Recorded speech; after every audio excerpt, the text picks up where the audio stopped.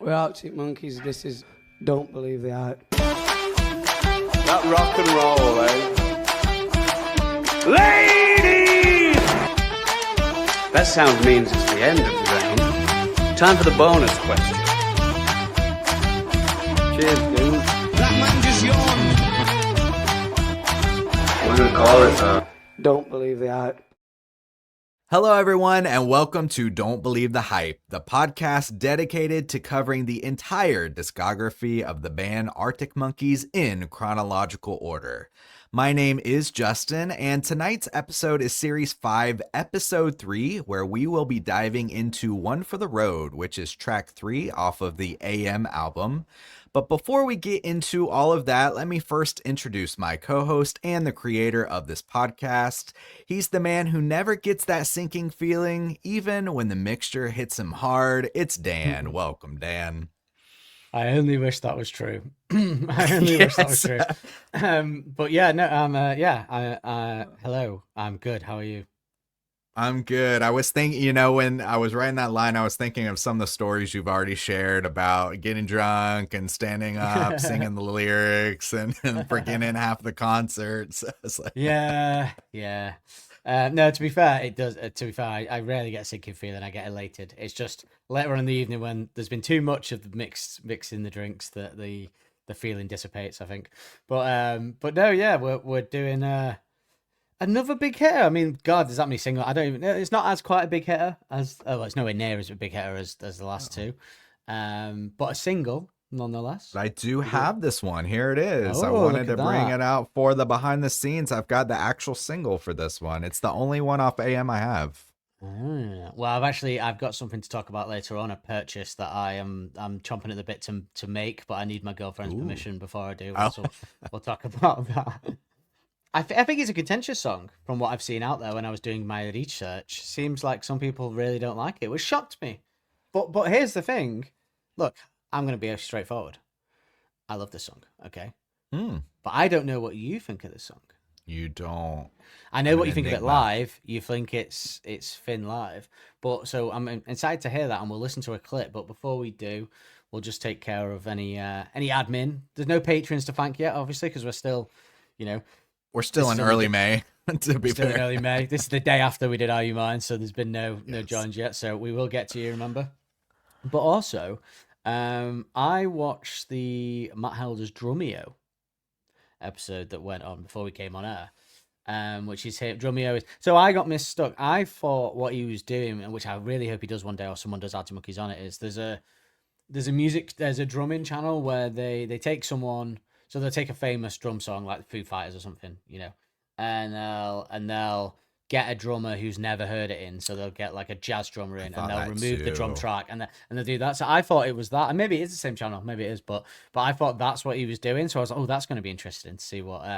But I think you'd be really hard pushed to find a song that he hasn't heard, wouldn't you? Like, do you know what I mean? Like, he's not that kind Yeah, of guy. that's I think he's true, quite yeah. broad. So, but yeah. So that was.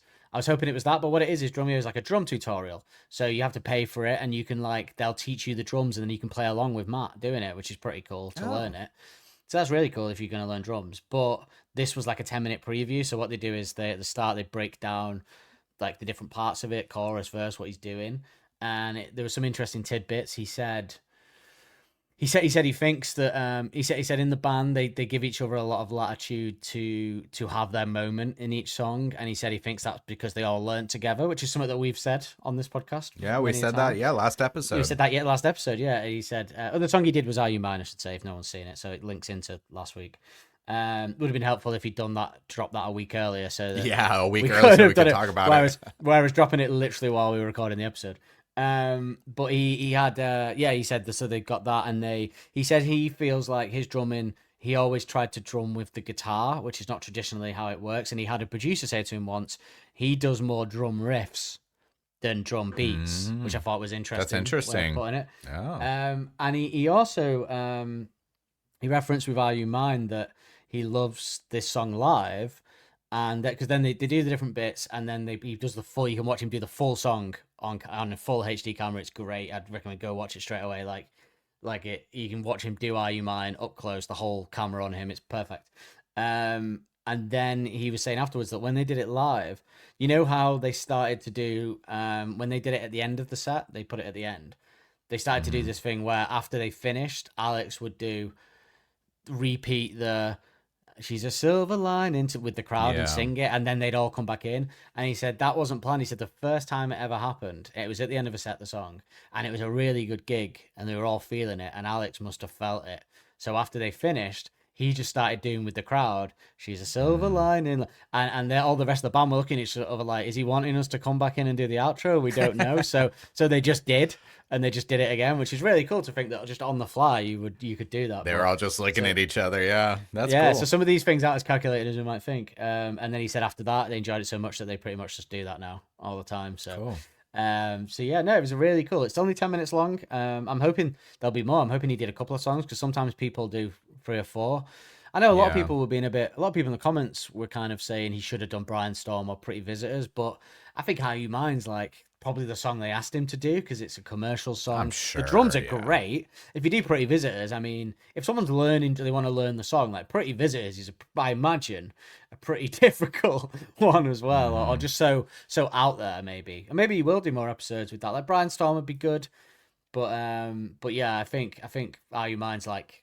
It's an American channel as well, so makes sense, right? That you would do How You Mind. So yeah, and the drums are good. I mean, Brian Storm is like more energetic, maybe, but I mean, with it being such a big song and the drums being so intricate, I think it's appropriate for sure. I couldn't believe some of the drums when I was watching it. Like we've said it when we watched the videos, but when you see him doing the full thing up close, you're like, wow.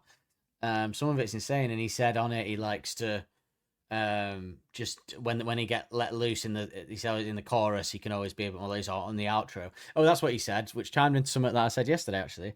He said we kind of have this language where he does this thing in the outro where he kind of lets loose and he does kind of these drum rolls and stuff like this, and he says they'll be doing a song like this, like How You Mind, when they're writing it, and Alex will turn to him and go do that thing, and he'll go okay, and then they'll just do that. So that was I think I exactly verbatim said that yesterday pretty much when we were talking about it. But yeah, I think it's really cool. Go check it out. And it's I noticed as well that it's really fun to watch him do the whole thing. And I noticed the cameraman that was filming it, one of the cameramen, because it's kind of like 4 cameramen. One of them was just like kind of giving it this while he was doing it, like yeah. So it was good, very good watch. 10 minutes of your time. Good. Matt's actually keeping us entertained these days. Thank God for Matt. I know, right? And we're gonna hopefully get a solo or something like that. I don't know. We'll find out, I guess.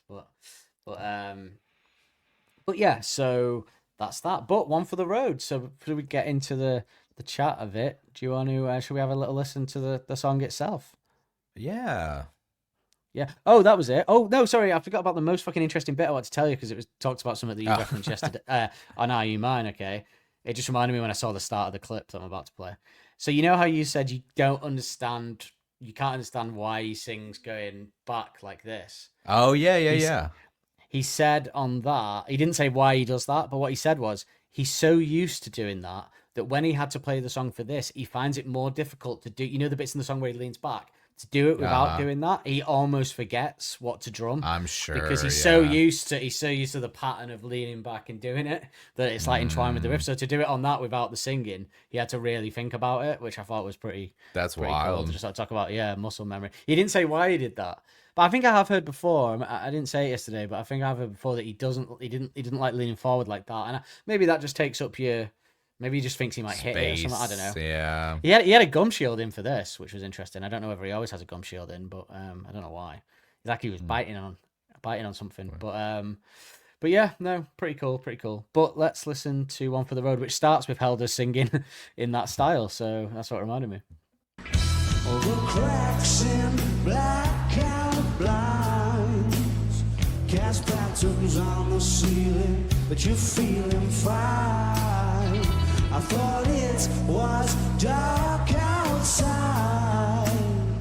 I thought it was dark outside. And so we all go back to yours and you sit and talk to me on the phone. Well, there's no need to show me around, baby. I feel like I've been here before. So that's from Reading and Leeds Festival 2014, and I picked it because we have made comments about the song being a bit thin live, which it is, but maybe that was in the early AM because I feel like 2014 this one is, so it's like a year into the tour. That was sounding Um, better than sounding it better, right? It has in some sounded pretty full, spots. didn't Yeah. it? Yeah. Hmm. So this song, I love it. I think it's an absolute vibe of a hip hop song that barely even like. I think the solo is great, and we'll talk about that. But like the way they use the guitar in a hip hop way is so cool. It's sexy. I think it's sexier than even the first two. The bass is like so fucking red hot. What do you think of it? Yeah, so when the album first came out, this was one that I really liked right off the bat. I really Me too, liked this yeah. song immediately. Like, it was one of my favorites off the song. And we talked about it too. I'll go ahead and say this for the rest of the album, just a little tease. And it doesn't hold consistent the whole way through, but Love a tease. we talked about last week how the album is kind of split. You either have your "Do I Want to Knows" with the vibe, you know, the sexy kind of chill vibe, or the rock songs like the "Are You Mine." And I always lean more towards these types of songs, the vibey, chill songs. Those were always kind of more of my favorite from this album. And so I like this one a lot initially, like right off the bat. And so, yeah, I do, but I do know that this is one that some people don't like. I did find that out. Not too recently. But you know, it kind of reminded me in that way of something like I always loved Dangerous Animals from Humbug, and then found out that a lot of people don't like Dangerous Animals. So Yeah. it's kind of a similar thing. I find it odd, and we do have a review that leans towards a dislike for balance, you know, when we get to the review section. But I don't quite get it because yeah, I like you. When I first heard it, I was like, yeah. I mean, Yeah, me and you, yeah. but I mean, you really like hip hop, and I quite like hip hop as well. So maybe that's why. But like, even Dangerous Animals, right? I like it. I understand why people don't like it because I can see why that kind of ding ding ding ding ding like guitar Okay, might yeah. put some people off. I understand it. I love it. I get the vibe. But this is none of that. This is just cool bass and drums hip hop vibe. So the only thing I can think of is that people really don't want them to do that. They want the guitar stuff. And Yeah. they don't want them to do that. But I just kind of feel like, you know, they've always had that second verse, just bass and drums, cool, groovy bass and singing, right? So this is just kind of an extended version, but I really don't get it. It just sounds like a mainstream hip hop song to me, so I find it bizarre. But I think it's I think it's fantastic. I think it was definitely one of my favorites when it first came out. I remember that quite a lot. I would Yeah, play it me quite a too. lot. Yeah, Me too. I didn't me too. understand it. I remember not understanding what the fuck the guitar's doing, and we'll talk about that in a minute. I remember at first being really confused, like what's going on here? But I think I got more of a handle on it now. But like, yeah, this is a vibe. I think I'm starting to get an idea of which ones you're not gonna like, which may be more obvious than I thought, because I can kind of understand why you not like some. But yeah, although no, because there is actually no. There's only probably, I mean, there's one that I don't like on this album, right? We all know that. So maybe it's that yeah, one, yeah. but one of them is well, I can see why you wouldn't like one of them because you don't tend to like stuff like that. Yeah, I'm trying to piece it together. But we'll get there. We'll get there soon enough. We'll get there soon. We'll get there soon enough. Let's share some information on the track then before we get into it. The information action ratio is the place to go. One for the Road is 3 minutes and 26 seconds long with 268 million streams on Spotify. Pff, that's nothing. That's nothing compared to the billions that we've had. Yeah. Boo. The trillions, Imagine- even. the trillions, even.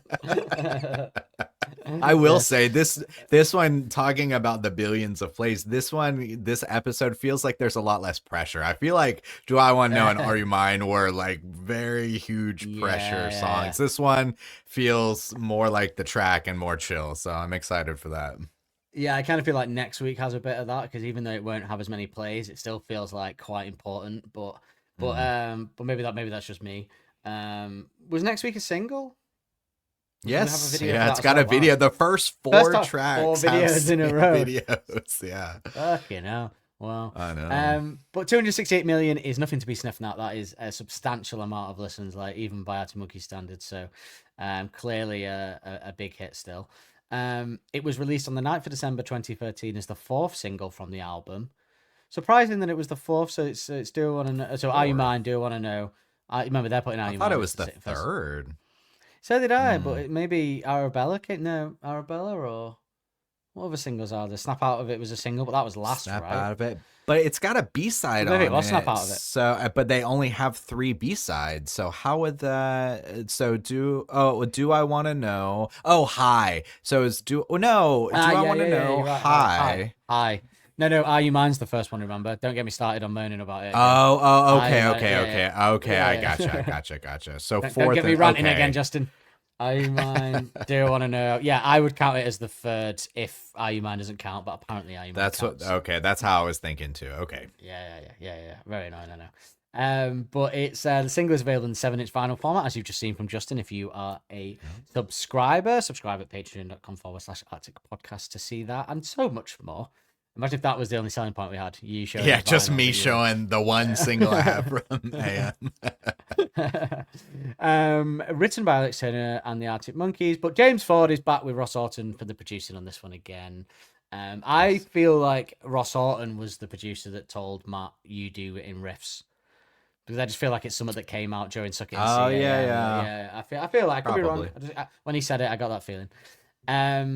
Do I want to know? Not do I want to know? One for the Road is One for the Road. One for the Road is 180 beats per minute and is in the key of C. It didn't specify, but usually when it doesn't specify, it means major. Normally, if it's just C, it's major. Yeah. The minor gets referenced. I can't remember what I think it's over anyway. Well, we're all over the place. Yeah. Are You so Mine I killed it think it's- because. But if we take Are You Mine out because it was released earlier, I think we're in the majors for the first 2 that weren't produced outside of the sessions for Maybe. this album. Well, So- remember, actually, we're split now because this one's major. yeah. Last week was minor, and the first one we're still not sure. Oh well, we know what we never counted this before Suck It and See, so let's just abandon it. We never had that discussion before. It was only because I noticed halfway through that all the Suck It and See ones were, which makes sense. The song has been played live 175 times by the band, so quite a step down from the other 2. Obviously, this hasn't survived much. It was firstly played on September 9th, 2013 at the iTunes Festival, Roundhouse London, which is the famous gig where Alex forget the words to 505, which was live streamed around the world. And lastly, on August 21st, 2022 at Puckle Pop in Domaine Cuit, Haslet, Belgium. Belgium, the home of our favourite charts, of course. So,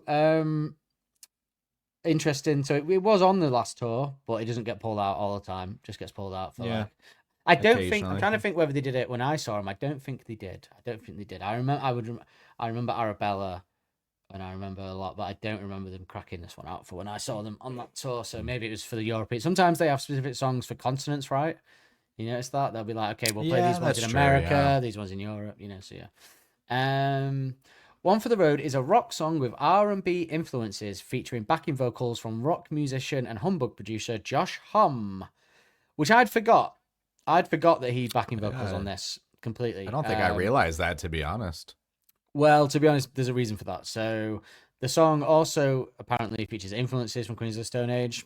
I'd say apparently the singing, the sort of high-pitched woo sounds performed by drum Matt Helders are a bit like a bit Queens of the Stone Age, forget. But Alex told NME in 2013 he came down and sort of got us out of a little rut. It's just fun. It's friends, extended family now. They came round, had a fun night. His contribution to our record is really exciting. It's probably my favourite. The 30 seconds that he's in there is just, I don't know, it's like something that I've never heard before. Not to blow my own trumpet or anything, but you know what I'm saying. So apparently Homme's direct contributions were relatively modest. 2 backing vocal parts for the songs One for the Road. So I think he's just literally and probably does one of the One for the Road or something like that. Like, Or did he do the woo-woos? maybe, yeah, that is the kind of thing he does. So, and knee socks, which obviously we know. Yeah, will sure, come up. He did sure. knee socks, yeah, obviously more important than that. But his influence loomed large over AM, with the Arctic Monkeys employing the same desert-soaked bluesy riff rock that Homme had perfected a decade prior. While his actual additions to the album were small, Homme's sound was still all over AM. For his part, Homme was just as excited to be included on the album.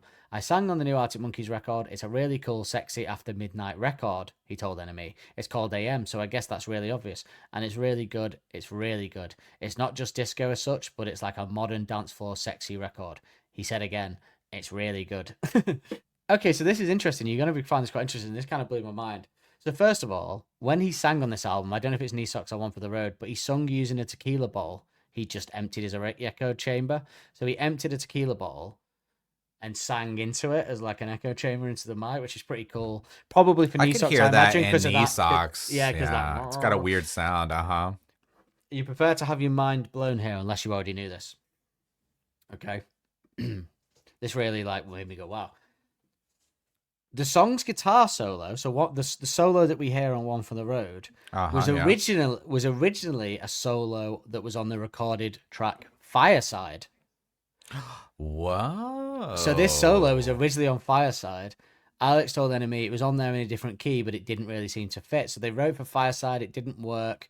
They transposed it to One for the Road, and then they got you call it a guy from the Coral in to do a solo for Fireside. How crazy! Ah, interesting. Yeah, that is, and it's one of the like it's a really good solo. I mean, we'll talk about it during the music section. Yeah, so they got Bill Ryder Jones in for that, but that's pretty cool, isn't it? That it was changed and put on One for the Road. You wouldn't think that you could just do that and it would work on a different song, would you? Like, I know they changed the key, but it's funny. They do have a similar vibe. I mean, similar kind of, I guess, like pacing, I guess. And so, yeah, I could say I'll have to go back and listen to them now and see like the solos. Yeah, but that's a hint. That's another one that I really enjoy, Fireside. So looking forward to talking about that one. Yeah, I adore Fireside. I adore the singing pattern with the acoustic guitar. It's beautiful. Very sexy as well. There's this image of you and I. Ooh, getting excited already. Okay, so yeah, solo. That's a ways away. That one actually is a ways away.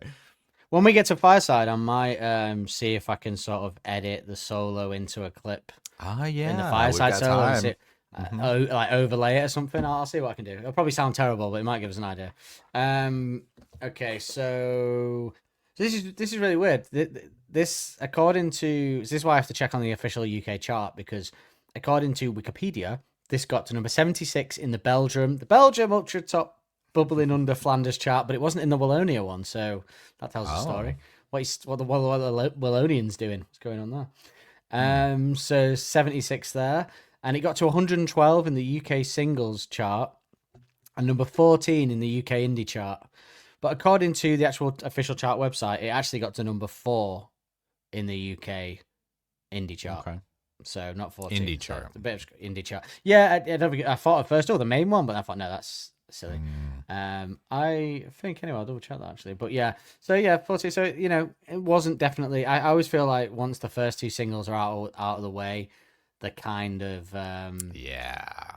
And they were big ones too. Do I Want to Know and Why'd You Only Call Me When You're High? I mean, those were big ones.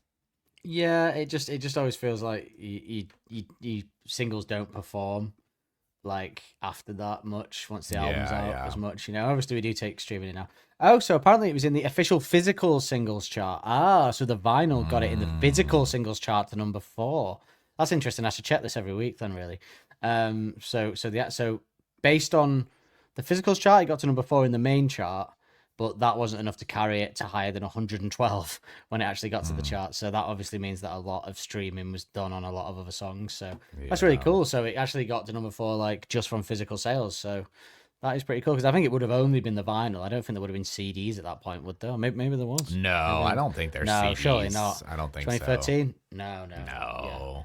No. No. Quiet down, old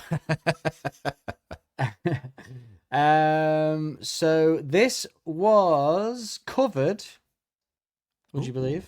We have a cover, which I didn't know about. I don't think I've heard any cover from from this song. Brand new for me. Do you remember that Arctic Monkeys covered a song by an artist called Katie B that you're not probably familiar with? Yeah, she's very sure. So they did that.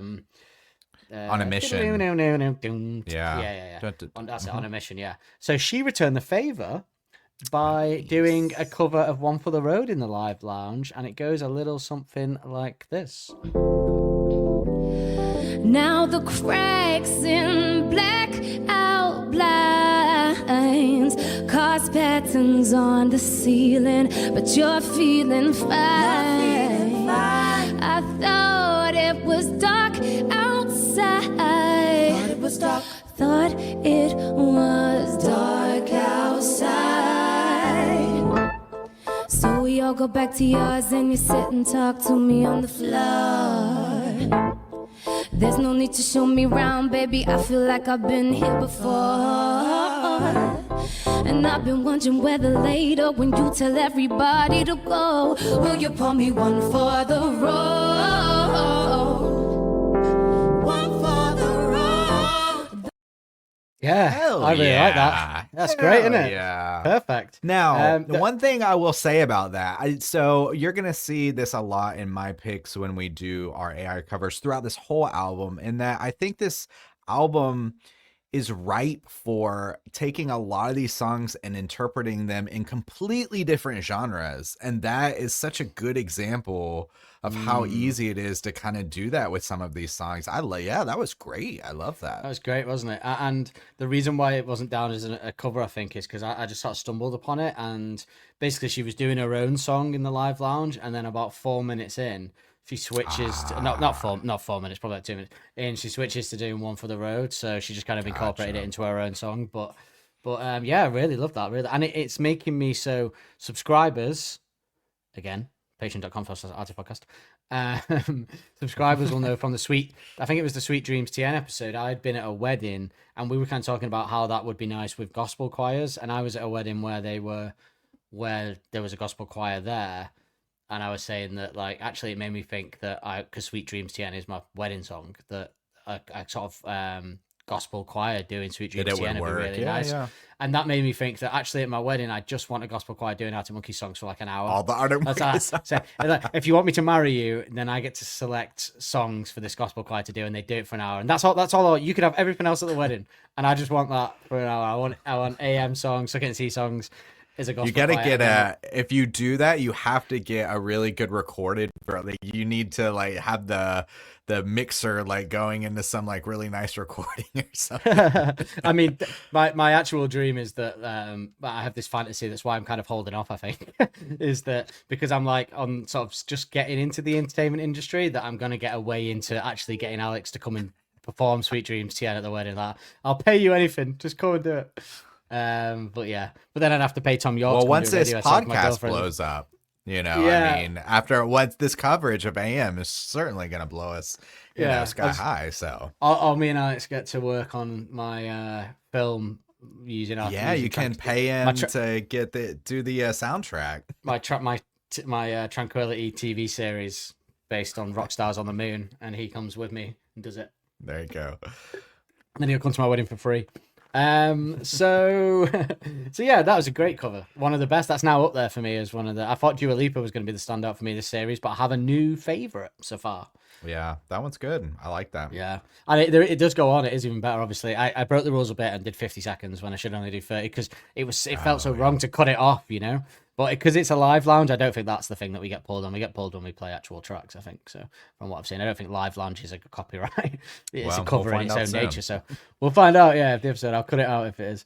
But yeah, that was too good to cut. It was too good to cut. So let's talk about some of the gear that they use in this, and I can show you the purchase that I want to make as well on share screen and describe it to the freeloaders.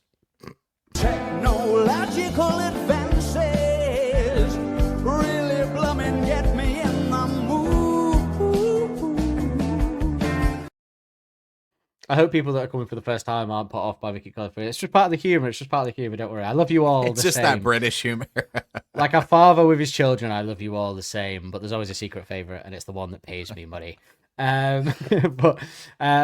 So we don't have a lot, unfortunately, this week. I think a lot of the instruments are going to be the same. After we went so in depth with Value Mine, and I do want to know. But Alex apparently uses a Vox Starstream 7 guitar. So he uses a Vox guitar, which is a bit of a change up, like a Vox Starstream. So for this one, which kind of makes sex kind of got AMs infecting my mind. I know, it's just infecting your brain. It kind of makes sense that you would use a different guitar. I think maybe it's that one that I was thinking. There's the live performance that they do in Texas or something, where they do like a lot of AM songs. It's some I think it's Texas, and he has this kind of red guitar that's kind of a bit smaller, and it looks kind of. It could be that. It could be a Vox one. I've never actually seen a Vox guitar, to be quite honest with you. I've only seen the amps. I didn't know they made guitars, to be honest. No, it's pretty cool, right? So let me show you my purchase. So I've been looking to purchase one of these anyway, but it's been a struggle to find one that I think works, that I think isn't cheesy, that I think doesn't make me look like I'm trying too hard. And then I saw this. All right, I'm gonna describe it. Here we go. What do we got? You describe it. Oh, a jacket. It's the one for the road jacket, It's just the one like for the on road this jacket. single. Yeah. Yeah, Single art. $129 in stock. And because I want a leather jacket, I think I would look ridiculous in it though. That's my only qualm. I'd look like I'm trying. Like I kind of just, if I want a leather jacket, I just kind of want a Harrington version, like Alex. You know that one Alex has? It's just like a zip. Whereas the full Yeah, leather yeah. jacket, I think my girlfriend will say no to that. I think she'll say, "Dan, you're gonna look like a twat," is what she's gonna say. But I can I'm but try. very I'm Well, I very mean, what's nice particular about with the it- leather jackets too, because that one's Yeah. got too many zippers for me. It's too, and the buttons, and I think it's as well. I think as well, like in your 20s, yeah, but when you're like past, like I'm 35, you're younger than Alex, as you said earlier, and once we're getting closer to that kind of middle age thing, the leather jacket becomes very different. It becomes a very different Yeah. thing where if you are trying to, it'll look like an old man wearing a leather jacket, like trying too hard, and it's a bit showy at the back. So I know she's gonna say no, showy, but I yeah. live it at the minute. I've not even shown it yet. It's been 4 days, and I'm too scared because I don't want it to kill my dream. In my head, I'm like, I could get that. It's only like because that's only about £80, I think, from dollars to pounds. Oh, so, is it? Okay. yeah. Well, because the exchange rate's really the dollar's in Ah. the bin, isn't it? So, it's quite good at the minute. So yeah, that would be all right. Would be okay. So I am tempted, but it's on a website which is for film jackets. So it's like a sort of film prop website and stuff. So it's pretty cool. Huh. It's pretty Okay. cool. Yeah. I don't know if it's it can't be the actual one. That'd be worth so much more. Alex. will have that, No, obviously, and but you yeah. can see the writing at the bottom is much In fact, you know what? smaller on this one. My girlfriend just messaged me because she's on her lunch, so I'm going to send her the link and see the reaction live Live on the episode. reaction. Live reaction. It's gonna be like that Simpsons episode where we're like, let's slow it down and watch us heartbreak in real time. I really hope she's not gone off her lunch now. So yeah, I know what she's going to say. If not, we'll find out in Arabella. But yeah, and she's probably right. I know she's right. That's why I know what she's going to say, because I know she's right that if I went out wearing that, it would be ridiculous. But let's move on to a little game we like to call. You could say they're selling like ghost cookies. So Last time we unlike did the- this, I did pretty good, so I've got a lot of pressure now. we don't have the heights of last week. Sorry, do I want to know with its a million ghost cookies? Yeah. But we do have two of our two homelands. We have the United all States right. and the United Kingdom. So this went gold in the United States, as approved by the RIAA. Okay. And this is obviously sales and streaming. So, what do you think this song got to in the United States? So the number then, I think gold is 500,000. Then. Oh, he's learning. He's learning. He's getting it. That's right. Yeah, you've learned what it is. Yeah. Yes. Yeah. I wonder if that'll change though. 500,000. Like as the music industry gets worse and worse, like as we go to tranquility. it's maybe. Like 5 years later, will 500,000 still be a goal? Not that we're going to get probably that many for tranquility. Probably not going to get 500,000. So, no, we will. We'll get streams. And so then by that same position, it got to gold in the United Kingdom. Boo. Okay. It got to gold. So what do you? I think that one is 100,000. No, it's 400,000. It's sold in the UK. Oh, so just 400. 100,000. Okay. I haven't learned that one yet. I haven't got that one You yet. haven't learned that one, no. Well, it's not your homeland, is it? So, but there you go. Yeah, 500,000, 400,000. So one out of two, pretty good. Pretty good. Nice. You've pretty much got one every week so far. So, I'm pretty sure you got one on the Are You Mine, the original episode that we did when we did the ghost cookies. But yeah, let's have some reviews of it. Not all positive this week. I know. This is actually really interesting because Do I Want to Know and Are You Mine got a lot of praise. It was like number 3 and 5 on the Enemy and stuff like that. So yeah, I'm curious. I know, right? I know.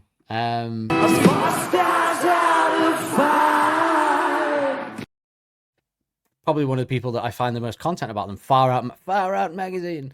Far Out man. They probably do the most Arctic Monkeys content out there on the internet. I'll just find stuff there. They did a list of the worst Arctic Monkeys songs, putting this at number 9 on the list. So this is a list of 10 Arctic Monkeys songs. Oh my Out of 10, they put this at number 9 of the worst songs, which I thought when I saw that I was like, One for the Road can't be in that because it came up in my research, and I thought, and they justified it with this. AM is an album that teeters close to the brink I'm not contrarian enough to point the finger at their most successful record. Why would I? It's a jam. However, there are moments when you can hear them searching for the hook and it approaches the brink of commercial catchy tropes. They always have the craft to skirt this and offer up individually by effortlessly combining rock with hip hop, but on reflection to old hoo-hoos in this one are pretty close to corny. While there's more than enough vitality and sleek sexiness to make this a toe-tapping groove along with a forceful crescendo, there is not the usual depth in other departments. As a lyricist, the Monkees frontman is renowned for his turn of phrase. Hey, that's my line. They stole my line. And this outing seems a bit middle of the road and a tad half cut. First of all, what I would say is, I think it's unfair to say they're searching for, like, I know what they're saying. Normally they have the guitar and that, but this is a straight up hip hop tune, which I think is fine. I think the hook is the bass and the guitar. I think the hook is the song. And I think his lyrics, although not like his most metaphorical blah, blah, blah, as we'll get to when we discuss it, they're pretty sexy. They're like what the song needs. They're sexy, they're hot, they're cool. Yeah, they're but I late get night. it. They don't have any distinct Alexisms. Yeah. No, they don't have that. But sometimes, you don't need Yeah, that. sometimes Although I will you say can't this when we have go it through in them, every song. there's some lines in it that are quite clever, and we'll get to them. There's one that I think I'm going to have to explain to you again, like Thunderbirds, I would imagine. We will see. Maybe. But yeah, I thought it was a little bit harsh to have it in the worst. Yeah. Definitely not in the worst. Definitely not going to be in my worst. It's got to move in my bottom 10 when we do our list. Certainly. No, it's not even probably going to be that low down on this album for me. I think this is a song that will suffer from that thing of like when we do our list for this album, where it's like, oh yeah, but I really like that one. Oh yeah, but I really like that one. And it'll kind of find its way down. But it's not purposefully going to be anywhere near the bottom. I thought it was a bit harsh on them.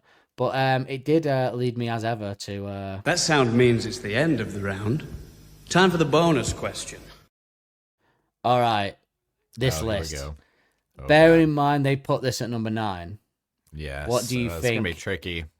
What do you think they have? So what we'll do is we'll do the album tracks only that are in there. Oh, actually, oh fuck, Are they all album tracks? they're all album tracks. That's insane. Maybe that was their rule. Maybe it was like Oh, one. One There's B-side? one B-side. One B-side. B-side? And it's so it isn't even a rule. So it's the obvious B-side as well. I'll give you that. So you can get number 1. 2013, yeah.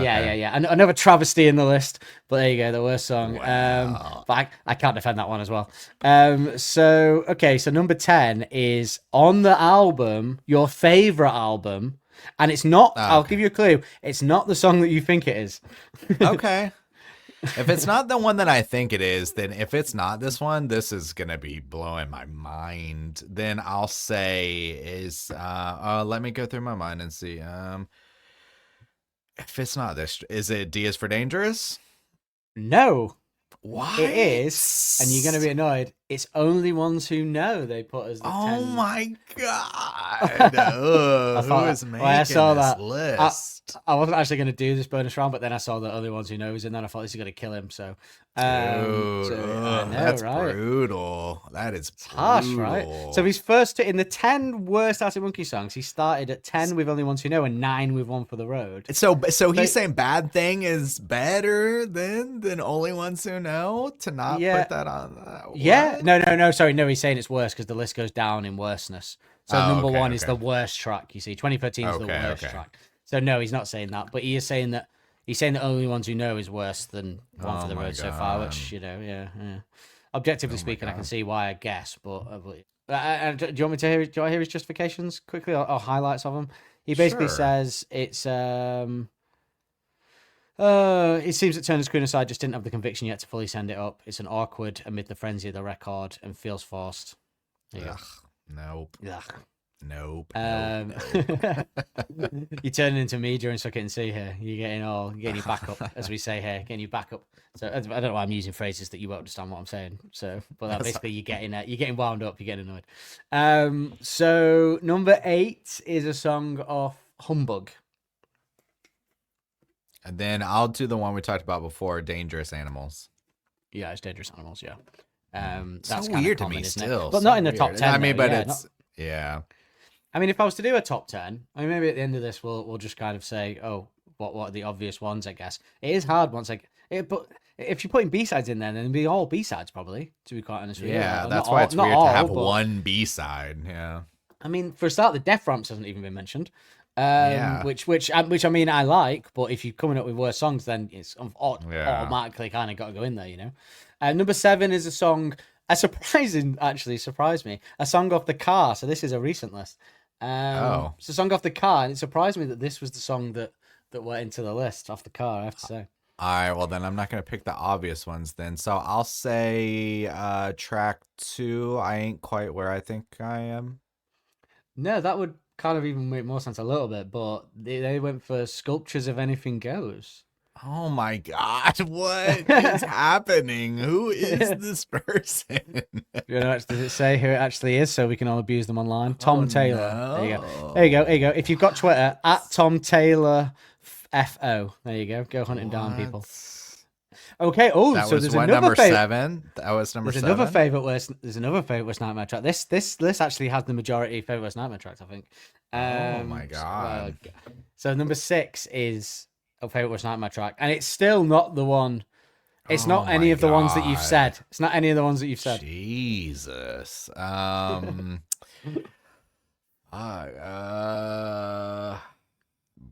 Balaclava, I guess. Yes, it is Balaclava. Okay. And they said, "Wow, it's just like process of elimination at this point." Yeah. While the juvenile ways of Riot Van had a youthful charm going for it, by the time Balaclava came around, you wonder whether they should have known better. Well, this goes. If you remember at the time, I read something on the episode for Balaclava. I distinctly remember someone slagging it off, saying, "Still singing about girls on streets and that." I was like, "It's a metaphor." No, sorry, they were saying. Yeah. No, sorry, they were saying singing songs about crime and robbing places were rubbish, and I was like, "It's a metaphor. It's a metaphor for like cheating. Stealing somebody's wife, cheating." Yeah, so yeah. God, people, do your research before you slag some off. Now, number 5 is a song from Tranquility, which is it's amazing we got to number 5 before we had a Tranquility song, considering the hate it gets. But it's a Tranquility song. I want to say the one I think it is, but now I don't think it's gonna be that one. Is it Golden Trunks, the one everybody hates? No, it's She Looks Like Fun. That was the one I was gonna guess. Which, slight spoiler alert. I love She Looks Like Fun. So we don't see you say said that before. Yeah. So we'll get to that. But we'll get there. But we'll get there. But number 4 is a song from Whatever People Say I'm That's What I'm Not. What's he gonna hate? You probably couldn't see for the lights. No, it's Vampires. I think it's harsh. Vampires.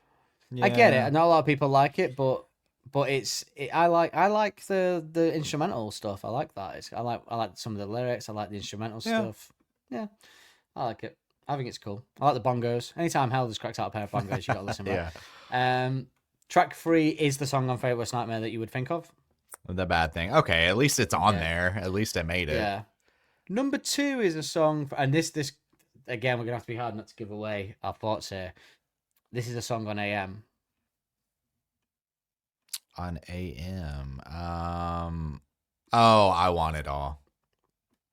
Yeah, the fact that your mind went there might tell us your thoughts on it, but I'll say this. Well, it's just a lot of after he started mentioning some of these obscure ones, I started trying to go. I mean, I think Dangerous Animals, Vampires, Bad Thing, those are the ones that come up a lot of like the probably like least streamed or something like that. So I mean, but once he started dropping like Only Ones Who Know, I'm like, well, damn, I gotta guess some weird ones, I guess. I think sometimes on this list you feel the list that the person isn't a big Arctic Monkeys fan, or whatever. Whereas if we move over to the girl that does the NME list that we use, the Ever Faithful Greatest Arctic Monkeys songs, well, we know we're safe because she gets it. She got Suck It and See. Well, she got Suck It and See. You got Suck It and See, Justin. That's enough for me. He's invited to my wedding. I will say, Suck It and See was very good coverage. Even the ones I didn't like. So she had Don't Sit Down very, very low. I was proud of that. Yeah. So the last 2 were high in the NME list, 5 and 3. 3 for Do I Want to Know, 5 for Are You Mine. Where do you think she would put One for the Road then, based off her taste? I think it's going to be a big drop. But how low is she going to go? Is it going to be out of the top 50? That's really where I gotta I think it might be. No, I'm gonna keep it above the top 50. I'm gonna say like 48 though. I'm gonna keep it close. 40s, 48. 21. 21. Wow. Okay. That's still a little rich for my blood, to be honest. But I like it, but that's quite high. It is high considering all the tunes that this band have. But she said, because sometimes, yeah, some of them are just going to drop by the process of elimination, really, aren't they? Yeah. But, like 21, like, yeah, it's tough. I think of a lot of songs that make that top 30. Yeah. To be honest, the top 30 probably makes itself. It's then it starts to get like, okay, where do I put this and that? To be honest with you, but yeah, this one is not. This is not. I like this song, but it is certainly not a top 30 Arctic Monkeys song. No, I mean, like the top 10s, the top 5's always tough, but I feel like 5 to 30 is fairly going to fall where it falls, and then the rest is kind of tough. And then it ends easy as well. But she justified it by saying a steady, slow burn of a song built on an Americana tinged jam and guest vocals from Quiff connoisseur and hard rock icon Josh Homme. The moody one for the road comes together via a smoky intensity that is an evocative slice of a noirish drama. Interesting take. All those things except for Americana make sense to the smokiness, the noir, like that. Americana is not a word I would choose to describe the song, but everything else sounds right. Maybe that's a British thing, because I would. Oh, really? Okay. When I imagine this song, I don't imagine a party that I'm at in the UK. I imagine a party in LA or something. So that comes a lot with this album. I don't know whether it was just that's been fed in by like what the band were doing and stuff I know about the band. That might be part of that. But I do. But we don't really do hip hop songs that sound like this. You do. Sure. Americans do hip hop songs that sounds like this. Yeah. Our hip hop is very different, but it feels Americana hip hop, not Americana like Bruce Springsteen, you know? Yeah, I guess that's the problem is when I think of Americana, I only think of that kind of style of like subgenre and that. So this is the part of the show where we go to the video. We get another video. I haven't seen this video for a very, very, very long time. Me too. I didn't watch it. Yeah. But I know that I like it. I know the subscribers will be treated to my background on this being a monkey driving a tractor because of this video. Yes. And we'll go into the video, but for you non-subscribers, you will just get the trailer for our subscription service. So there we go. They shot it all in CinemaScope.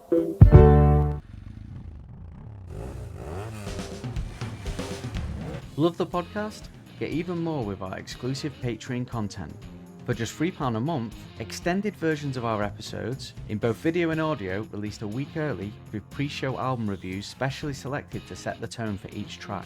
This era's artists include The Black Keys, Ashanti, Outkast, Black Sabbath, T-Rex, Elton John, Leonard Cohen, The Coral, Dr. Dre, Gorillaz, Queens of the Stone Age, and Aaliyah. Also every week, we use cutting-edge software to create AI-generated covers of each track by artists we've handpicked. Playback and commentary on official music videos for single releases. Enjoy acoustic or special live performance watch-alongs at the end of each episode.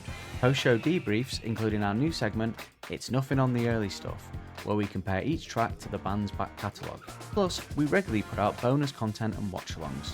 And for all you Shadow Puppets fans out there, upgrade to our £5 tier and get everything above, plus a monthly deep dive into a track from the last Shadow Puppets back catalogue, PLSP watch-alongs, and the chance to choose a non-Monkeys related track for us to cover in our usual format.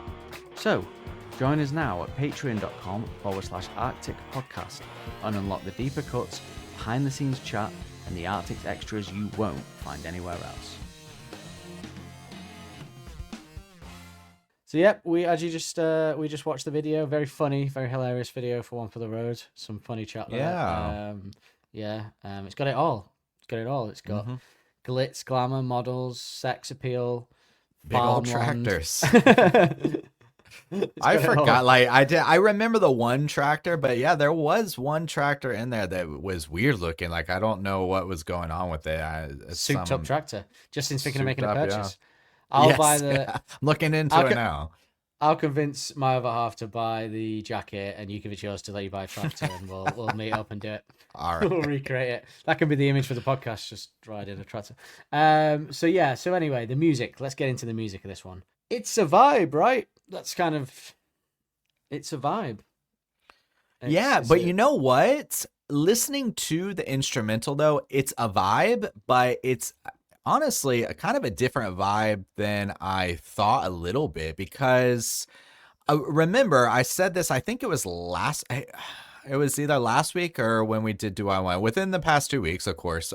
But I kind of made this mention that originally I saw this as a kind of proper sequel in a way to Favorite Worst Nightmare. And one thing that's interesting about this is it's kind of creepy. Some of the guitar vibes, the guitar lines are a little like sinister sounding a little bit. Yeah, they are, aren't they? It's got that kind of, but I guess sinister in that kind of late night way. So it's kind of Yeah. sexy as well. Yeah, it's really, this is probably one of the ones where I'd say they, when we say about them producing it and making the guitar sound different and that kind of thing, this is probably one of the most right on the album that I can think of.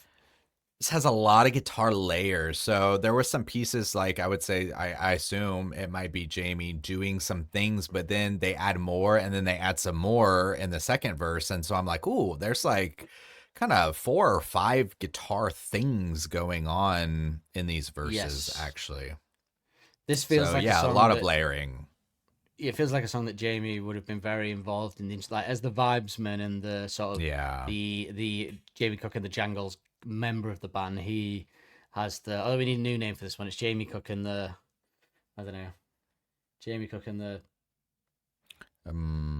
Cosmic Rays. There you go. Jamie Cook and the Cosmic Rays. For this one, like he it feels like he had a lot of hand in these little guitar bits, and I feel like he's good at that, right? He does these little one things that mean a lot to the song, but you wouldn't think. That famous shot in the famous shot in the Mirror Ball video where he's just hitting one note on the piano and kind of stepping into it and then going back into it in the video.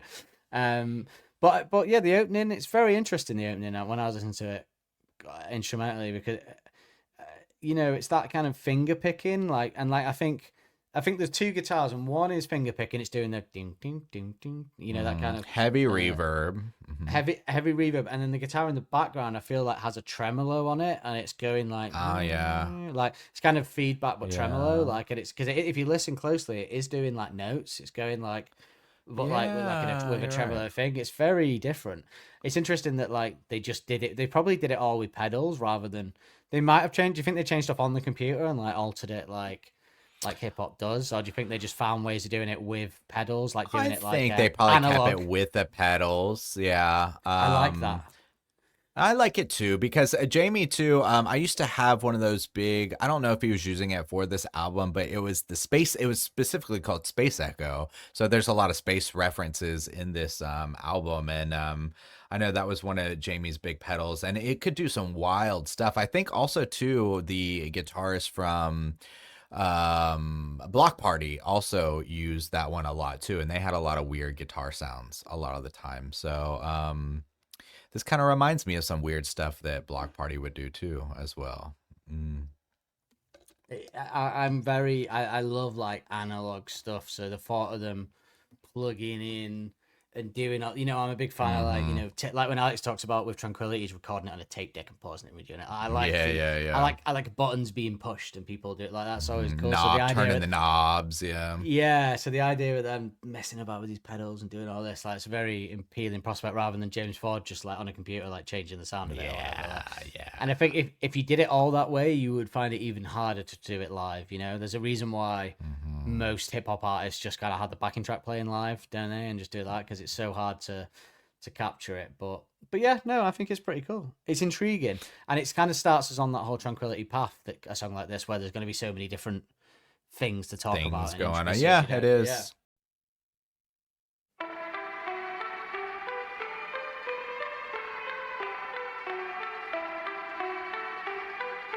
It is. Yeah. Now, one of the things that I think does a lot of the time hurt the live performances, I know, kind of, since we're talking about the intro, are these slides, the wanna.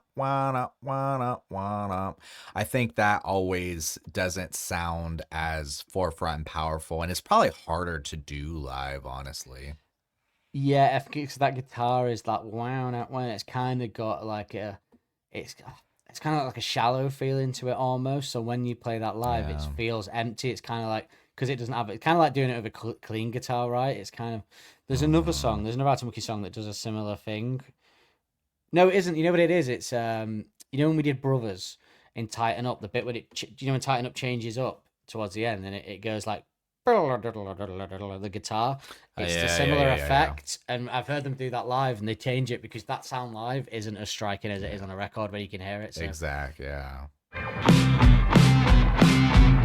So yeah, I would. Yeah, it's a shame, but I do think that the one we heard, I think they figured it out. I think if you listen to earlier gigs, it does feel very empty, and I think they actually kind of. One of the ways they did it was with One for the Road and Knee Socks and with Arabella. They came up with intros to start it, right? So Knee Socks has a kind of like bass drum, like dum dum dum dum dum to come into it, doesn't it? So I think they kind of figured it out as they went, right, to do it. But yeah, that guitar though, that ding ding ding ding ding ding ding ding, Yeah. very hip hop, right? It's very like It is. Mm-hmm. It's kind of like that. You want your raider, I am Yeah, yeah. You know, like I'm on down. What? Yeah. Which? Why? I feel like I've been talking about that recently. Oh, yeah, Mary J. Oh, I know why. But yeah, Mary J. Blige. It's that kind of like what the piano's doing. It, put it on guitar. It's that kind of ding, ding, ding, ding, ding, ding, ding. And obviously they do it again with Why Do They Call Me Knee High, right? They do that kind of similar thing. Well, this one too, talking about the dark, creepy vibe, it's a little different than what they were doing in Favorite Worst Nightmare, where it kind of has that circus vibe. Whereas this happens a lot in hip hop too. It actually happened a couple times in the album that we reviewed in the pre-show, Stankonia. Yeah. Specifically, one of the things the gangsta shit song, and where it's like intimidating but also has a vibe, but also sounds kind of dark. It's this kind of weird blend for a beat, and I think this has it going on too. It's got some like attitude, it's got the rhythm to it, but it feels darker too. So yeah, it reminds me a lot of hip hop in that way. It does feel darker, and I'm wondering about that darker thing because, we'll talk about what I think the song's about shortly, but there was something I was saying in the John Kennedy that I teased at the end of the last episode, and the way that Alex talks about what the song's about, and we can just remember that about the darkness, and maybe we can pick that up as a lyrical theme when we get there. But yeah, it's quite interesting. I never considered it quite as dark, but now that you're saying it, yeah, it is actually quite dark, I suppose. That actual riff on its own. But once we get the intro, the kind of guitar, bass, and drums lead us into the verse, right? They come in and do that, like you're saying. Again, in the verses, it's that very specific sound on the guitar again. But I mean, the first main thing to talk about is the bass, right? Oh yeah, bass sounds great. Bass tone sounds great. That. Yeah, doom. Yeah. The bass and drums are such a vibe. Like, yes. The bass is so thick. I feel like you can hear it, like it's like just there, and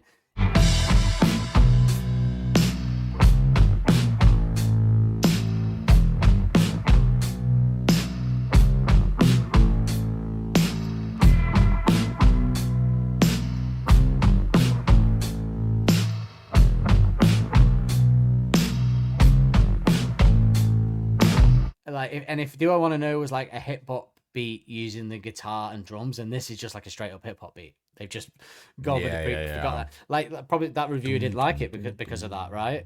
I feel like that reviewer would have liked this song if they had the electric guitar with a distorted tone going doom doom doom down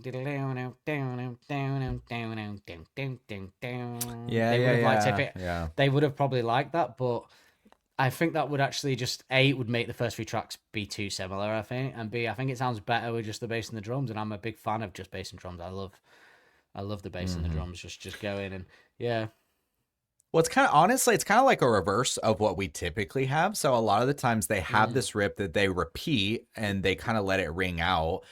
And two changes that they make here is they do have that riff, but it's palm muted, so it's really taken down. It's not like a bam bam ba ba bam bam ba. You know, they palm mute it, so it takes it out of the forefront a little bit in that way. But also too, the second verse is where actually more guitar is added. So it's the first verse is more where it's focused on the bass, whereas usually they drop out in the second verse. But in this one, they add even more guitar parts. Yeah. And I do imagine that, like, you know, they said about there's a version of Why Do You Only Call Me When You're High that we're desperate to ever hear, where I actually had a dream, like, I just remembered now, I had a dream last night where I had got into Helder's house and I was kind of there, and he didn't really know who I was, but he was like, okay, and then he left the room and I was searching the room for the tape, and then I remember how like his girlfriend came in and told me to leave, and I left, and I was like, oh, I didn't get the tape. Like, what a weird fucking dream. Must be because of the Drumeo thing on my mind or whatever. But yeah.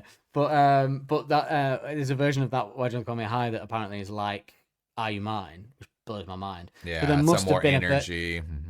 There must have been a version at this at some point where they had that guitar different in the verses, and it's doing the kind of Do I Wanna Know thing, and it's doing that and it's got ding ding ding ding. Well, honestly, what I was thinking of is I think it was the John Kennedy last week for Are You Mine, where they were talking about how they were taking at this point, they were kind of Frankensteining up a lot of these riffs. And you can hear, I think this is one of those songs where you could hear this is like one of those old school style riffs, you know, like a Teddy Picker, or we say Fake Tales and stuff like that, but they're changing it to fit the vibe of this album. So I definitely think that there's a demo of this out there that is more like Favorite Worst Nightmare style sound, Evil Twin style sound, for sure. Yeah, you're right. It would sound like Favorite Worst Nightmare. It would sound a bit like like These for Dangerous Baby or something like that. It's if it had more guitar in it, that kind of you know, that kind of guitar riff that they used to do. Stand up to the point where they approach the punchline. Like you could take, if you took the Teddy Picker thing and you kind of like palm muted it and you put a bunch of reverb on it, it would kind of have like slowed it down slightly. Slowed it down, They're doing what they know. They're just kind of playing around with what it is that they're doing. So yeah, it's pretty cool. And then, you know, after the kind of ferocious drums of Are You Mine, he's really kind of controlled again, like on Do I Wanna Know, isn't he? And serving the beat, kind of sounds great. No worse or better than that, but he's much more controlled at this part of the song anyway. And we do get these little tremolo guitars coming in and out from Jamie. I've seen those little just a little vibe little vibe like he does, like he throws in. And then it kind of flows into a chorus. And the only difference on this first one, I think, is that like that second tremolo guitar, like you say, it becomes palm muted playing, and the drums maybe pick up very subtly. I'm not actually sure if they even do, but and then you said last week about no traditional choruses, right? They don't do that, and this is very much that kind of, it just kind of flows into it. Yeah, where they just kind of like they make it like a little more pronunciated, but it's the same. And then immediately throw you into a second verse that's slightly different. So it's like they slip into this brief chorus and then just switch back into the verse, and that.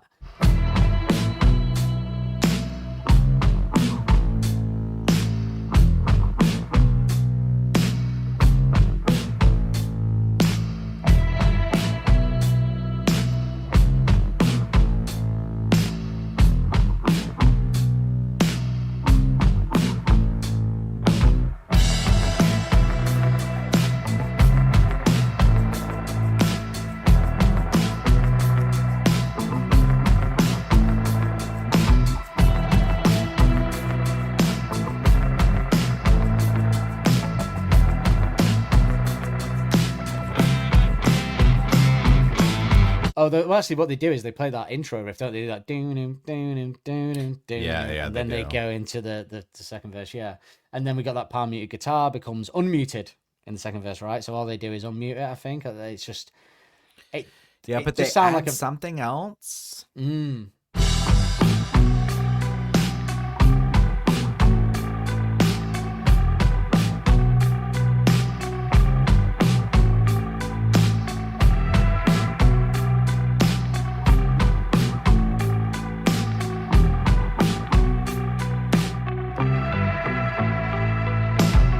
And it's very hip hop influenced finger pick that really that. Yeah. I'm actually listening right now. Dum bum bum bum bum bum bum bum. That's what they bum bum bum bum. When you do it, it sounds so. It sounds like it sounds like there's an episode of The Office where Dwight sings to some kids a song from his childhood, and he's like, "If you put your pocket in," it sounds exactly like that. But yeah, no, it's yeah, it does come in, and it's the drums. He's I think still pick up ever so muting it. slightly for the second verse, do they? So, do you think he's half muting it? No. Does he just raise the mute slightly? Like, yeah, he is a little bit, and it's more pronounced, but he's also playing it really so it's like dun dun dun dun dun, which also has a creepy sound too. Honestly, it sounds like when you do it. It sounds like something from it sounds like The Nightmare Before Christmas or something when you do it. That's what it honestly kind of gives me, those kind of vibes where you would put it in a dark Disney scene where you don't want to scare somebody too much, but it's like, you want to make it sound dark.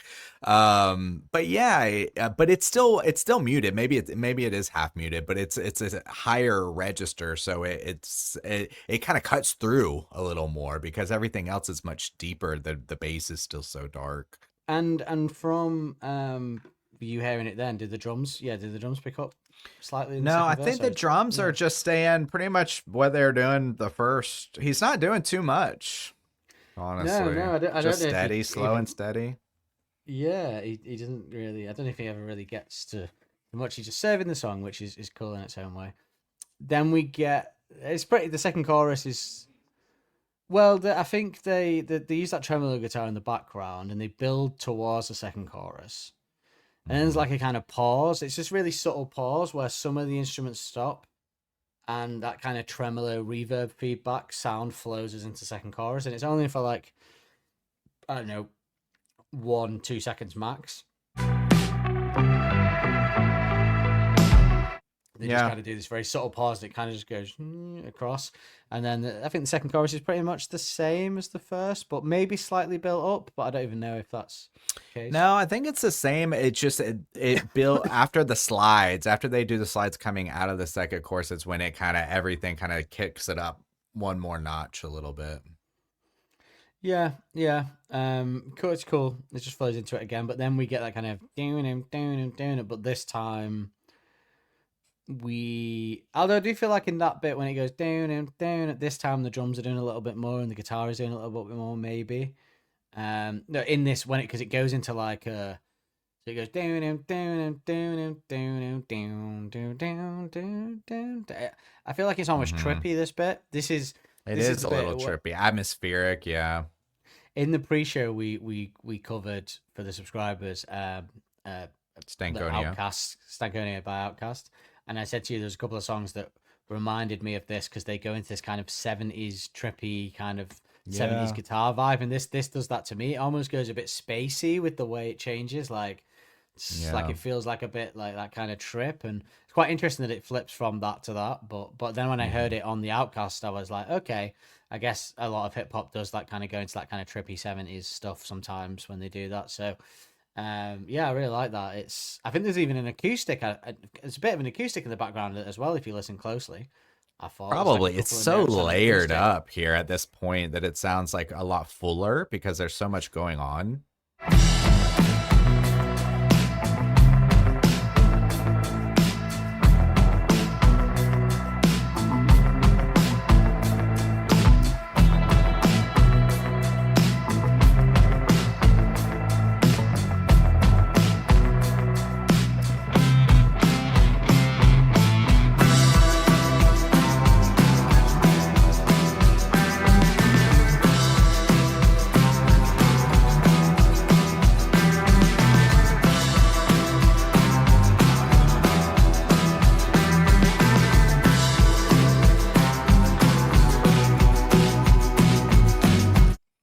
Yeah, and it suddenly goes from one vibe to a sort of almost experimental vibe feeling.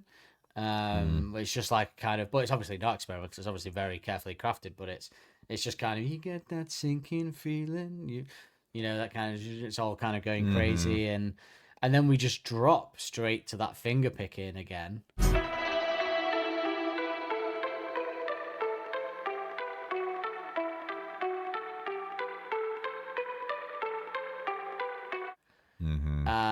and creepy. the band kind of do a back and forth. That's it. It's kind of like a doon doon doon doon doon doon doon doon, which is quite interesting that they do that as well. That's if you took. I was thinking before when I was instrumental. If you took that bit, the doon doon doon doon doon doon, and you looped it, and you had someone rap over it, it would actually probably work as a rap beat because it'd be like Oh yeah, that yeah. kind of doon doon doon. Yeah, rap over it.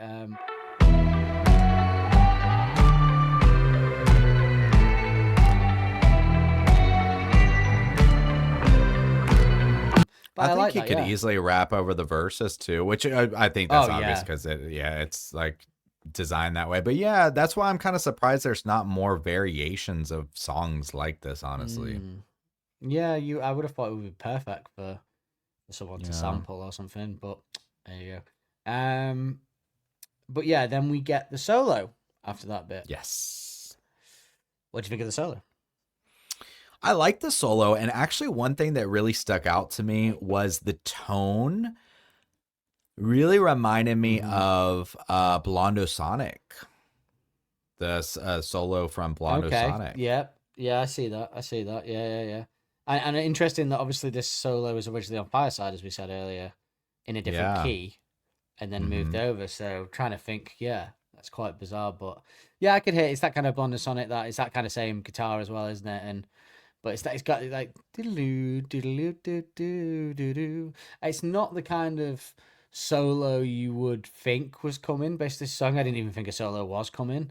So it's interesting how they flip it back to a guitar song at that point, and it is for me that again carries on the trippy 70s feel. It feels like very 70s guitar as well. That kind of effect that is a bit spacey. Like I said, I think that guitar Like a is Hendrix almost kind of. yeah, and it's got that kind of futuristic feel back then. It when you hear does. that Yeah, it on really the, does. it has got that kind of Hendrix vibe, yeah, which is really interesting because it invokes what the song's about. It invokes like because a lot, 70s parties, people sat around the fucking pit or whatever, like in a house, like all sat on cushions, On the put down the head. floor, yeah. For me, it always invoked that thought of that's what the party's like. So it's interesting that they slipped that in it. But then when I heard, like I said, when I heard the Outcast, and I got that same feeling from that song of 70s trippy guitar in a couple of them, I was like, okay, so it's not uncommon then for hip hop to do that. So it makes sense that they could slip into that kind of guitar. And yeah, I really like it. I really like the solo. I like the way it's simple but effective as well.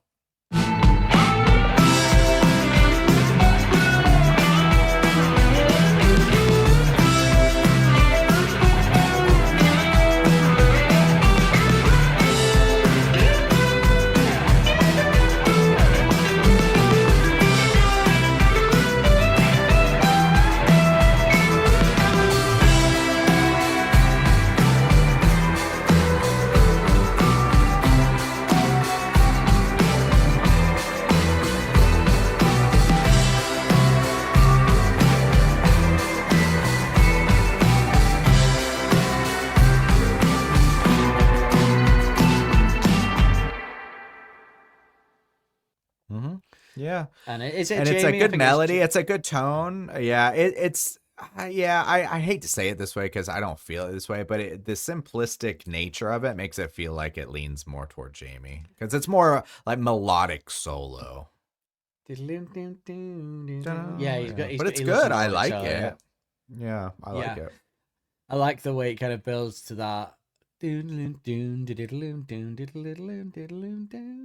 and then the one for the roads come back in, and it doesn't like stop or pause. It just kind of the solo just kind of ends in hell. There's just one for the road, and then Alex comes back with, and you human all around, and you know like this and before, like yeah. So, yeah. Actually, one thing I'd like to point out because it's going to come up a lot in this album that I should mention in this section. You just reminded me, so thank you. No problem. Matt is throughout the verses is singing every line, every word he's doing in the verses. Oh yes. Yes. I very much want to touch on the vocals. I was waiting until we finished it, but yeah, absolutely. He's doing the same, doing the beat. He's doing the falsetto along with Alex, isn't he? Yeah, so he's pretty much like singing the song, and in this song, I will say I think it works really well, and I think he's doing a fantastic job. There are other songs in this album where they also do it, and it bothers me. To be honest, one of the key factors why I don't like Snap Out of It, just to throw that out there now before we get to it, is the BVs, and we'll get to that when we do it. But yeah, no, I agree. And this is probably one of the most accomplished backing vocal falsetto that they do, like, because it is prominent. It is part of the song. It's not just a backing vocal; it's a vocal basically. So it's just as prominent as Alex. So yeah, it's very good. And before we touch on the vocal performance, though, just to talk about the end. So after the solo, everything comes back in. I love the outro. It's very sexy. It's very built up. Everything builds out nicely. It's all you kind of feel like all the elements coming together. You got this, you can call me round, baby. I feel like I've been here before. And you got this one for the road. Yeah, and then it does my favorite again, sudden stop. The down. Out, peace out. I always think that sounds great live. When I hear them do it like as a session in a studio or something live, those fast stops sound so good because it's just like a down. But that outro is great. It's a really cool like vibe. Like you're just nodding like, yeah, this is cool. Because it does have that psychedelic. It really does it. For a psychedelic song that was very chill. Yeah. That's the word I've been for a searching song that for. was very chill, building up to it to where it has this almost like euphoric like high, and like you could almost be like tripping like on it, like going, and the high vocals and stuff. Yeah, it is a really good culmination that it leads to. That's the word I've been looking for all podcast, all episode. When we were doing Andre, I was like, what is that word? Yeah, psychedelic. It does, and it's interesting to do that. You know, you're going from this very vibey hip hop song to going to this psychedelic last couple of minutes, but it all works. It all blends so well. But vocally, this is very interesting to discuss because, as you said, Alex's performance is very strong, but the backing vocals are singing along with him in the falsetto. And then kind of, as we get to the chorus, Elder's just what she's about to do in the One for the Road hoo-hoo thing, which I don't mind the hoo-hoos in this. I think they work well. Yeah, I don't either. I know that reviewer didn't like them, but the way that Alex sings in that chorus, and I was thinking back to what he said when we did last week, we did Are You Mine on the John Kennedy, and he said... Gotta keep the illusion. Keep the illusion going. He said that he wrote the lyrics to the bass and the drums right for this album, so he would go away and listen to the bass and the drums on their own. And we were talking about that's interesting because the way he sings, and I think that you can hear that he's done that when he's doing the. So we all go back to yours and you sit and talk to me on the floor. There's no need to show me round, baby. I feel like I've been here before. Like it's very like I can imagine a female singer with more attitude being like. There's no reason to show me round, baby. I feel like I've been here before. The way he says that I feel like I've been here before is in this cadence that you only hear in hip hop, right? It's this kind of like, it does. I feel like I've been here before. There's an attitude to it. There's a sexy attitude to it. And I mean, that's a sexy line anyway. I mean, what a line to get you going. I feel like I've been here before. Well, but there's just a way he's saying it that's just so, that I don't think he would have got that if he was just writing the lyrics to the whole song. I think it's because he's going to the bass and the drums and the beat, you know. Really cool. He also does it in I think the second verse when he comes in as well is very, you know, what's the second verse when he comes in? Well, he goes like he adds like a little bit more to it, like he embellishes a little bit more. Oh yeah. So and then I think he changes the first line slightly, but then it's the same, isn't it? You know. I knew this on the cards. I knew you wouldn't fold. Yeah. Yeah, I just think you get that unless you're doing it that way. So loving his vocal performances on this. So much, it's part of the appeal, right? One of the reasons it was it's different. It's different than what he's done before. You know, he's always done a rhythmic element, had a rhythmic element from the quick stuff, but it's like you said, he's working in here, but it's you know, Suck It and See was more melodic. He's singing more, and they're like traditional love songs and stuff like that. So it's nice to have this blend where he's got the rhythmic stuff from the beginning, but he's creating these lines that you want to sing along to, that anyone can like Yeah. easily sing along, like in the car and stuff like that. It feels more designed in that way. I think they've even been quoted as saying they wanted to make an album that you would listen to while driving around with your friends, right? That's a Yeah, direct quote. yeah. So they were purposely trying to capture that. And I think they've actually said when it first got mixed, the first thing they did is they all got in a car and drove around LA and played it. Like, so, which is that's pretty cool to be in that car, eh? But like you know, and you touched on something there, that this commercial success of this album. To have a commercial success, there has to be so many elements that come together. And I think one of them is the music being easy to hear and a vibe that you get, that you connect with, that Yeah. everyone connects with, right? And then the lyrics have to be something that we all connect with. And that's why sex, late nights, human, right? We all know that. We all know that. Yeah. Especially the generation he's singing to, right? And all of us at that time. And then you need the person to be singing that in a way that you can hear it and it's said well and they're saying it in a sexy way. And he's hit that again by saying it in these cadences. And then the person singing it has to be easy on the eye, right? And they tick that as well at this point. It's Yes, peak yes, him yeah. right with that. So just everything like just clicked to being like, this is a commercial hit and it will be a commercial hit. Like, it's amazing really when you think about it, but you need that lightning in a bottle. You Yeah. only get that. I mean, they got it twice. Most people don't get it twice, but Those lucky but bastards. yeah, it's amazing, really. But yeah, maybe we'll get it a third time. Who knows what's coming? I did feel watching that Drumeo, right? That like, I feel like Helders is so ready to do an album where he drums more. Like, he's done a couple itching, now. yeah. You know, I did get that kind of. I've never said that before that he misses it, but I don't think he misses it in a way that he's. People make it sound like he's like made to perform songs that aren't like big drumming songs. I don't think it's like that. I think he's happy to. It's all a gang decision. But I think maybe now it's kind of like the time to be like, yeah, let's do a bit of a rock album. Push, or yeah, something. Let's push do- it a little bit, yeah. Yeah, I think so. I think that feels right. But who knows with them? The next one will probably be fucking like, I don't know, God knows, classical or something. Honestly, it could be a point with the age they're getting to. It could almost be like a prove it point. Like, we still got it, or like I can still, you know, I could see him being like, "Oh, what, you think I can't do it anymore?" Midlife and like crisis, doing yeah. it kind of, yeah.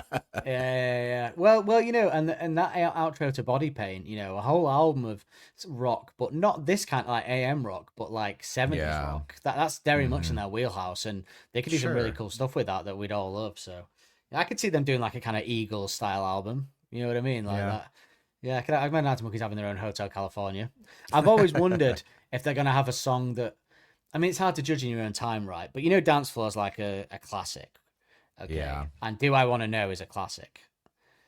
But it's not a classic like Your Hotel Song by Elton California. John or Hotel California or something like that. I've always wondered, are they going to get like one of those classics? I think Mirrorball should be, personally. I think it's that level. But, you know, I'm crazy. But so it's hard to judge in your own time, I guess, with people at a time when Your Song came out being like, oh, this is going to be one of the biggest songs of all time. Yeah. I don't know. But I just feel like they've got that in them. They've at one point, they still got. They might not have another hit album. That might be, those days might be gone. But I feel like they've got a hit song in them. But I don't know if the world's just changed. I don't even know if that's possible. Yeah, there's anymore, so 'cause much the world's changed. oversaturation. You know, there's so much out there now. Can anyone have that anymore? Like, I don't know. In that same way, maybe not. Sad, really. But Even Beyonce is struggling to sell out her tour, for God's sakes. I mean, her maybe she can do a tour's fucking like country album. Maybe that would.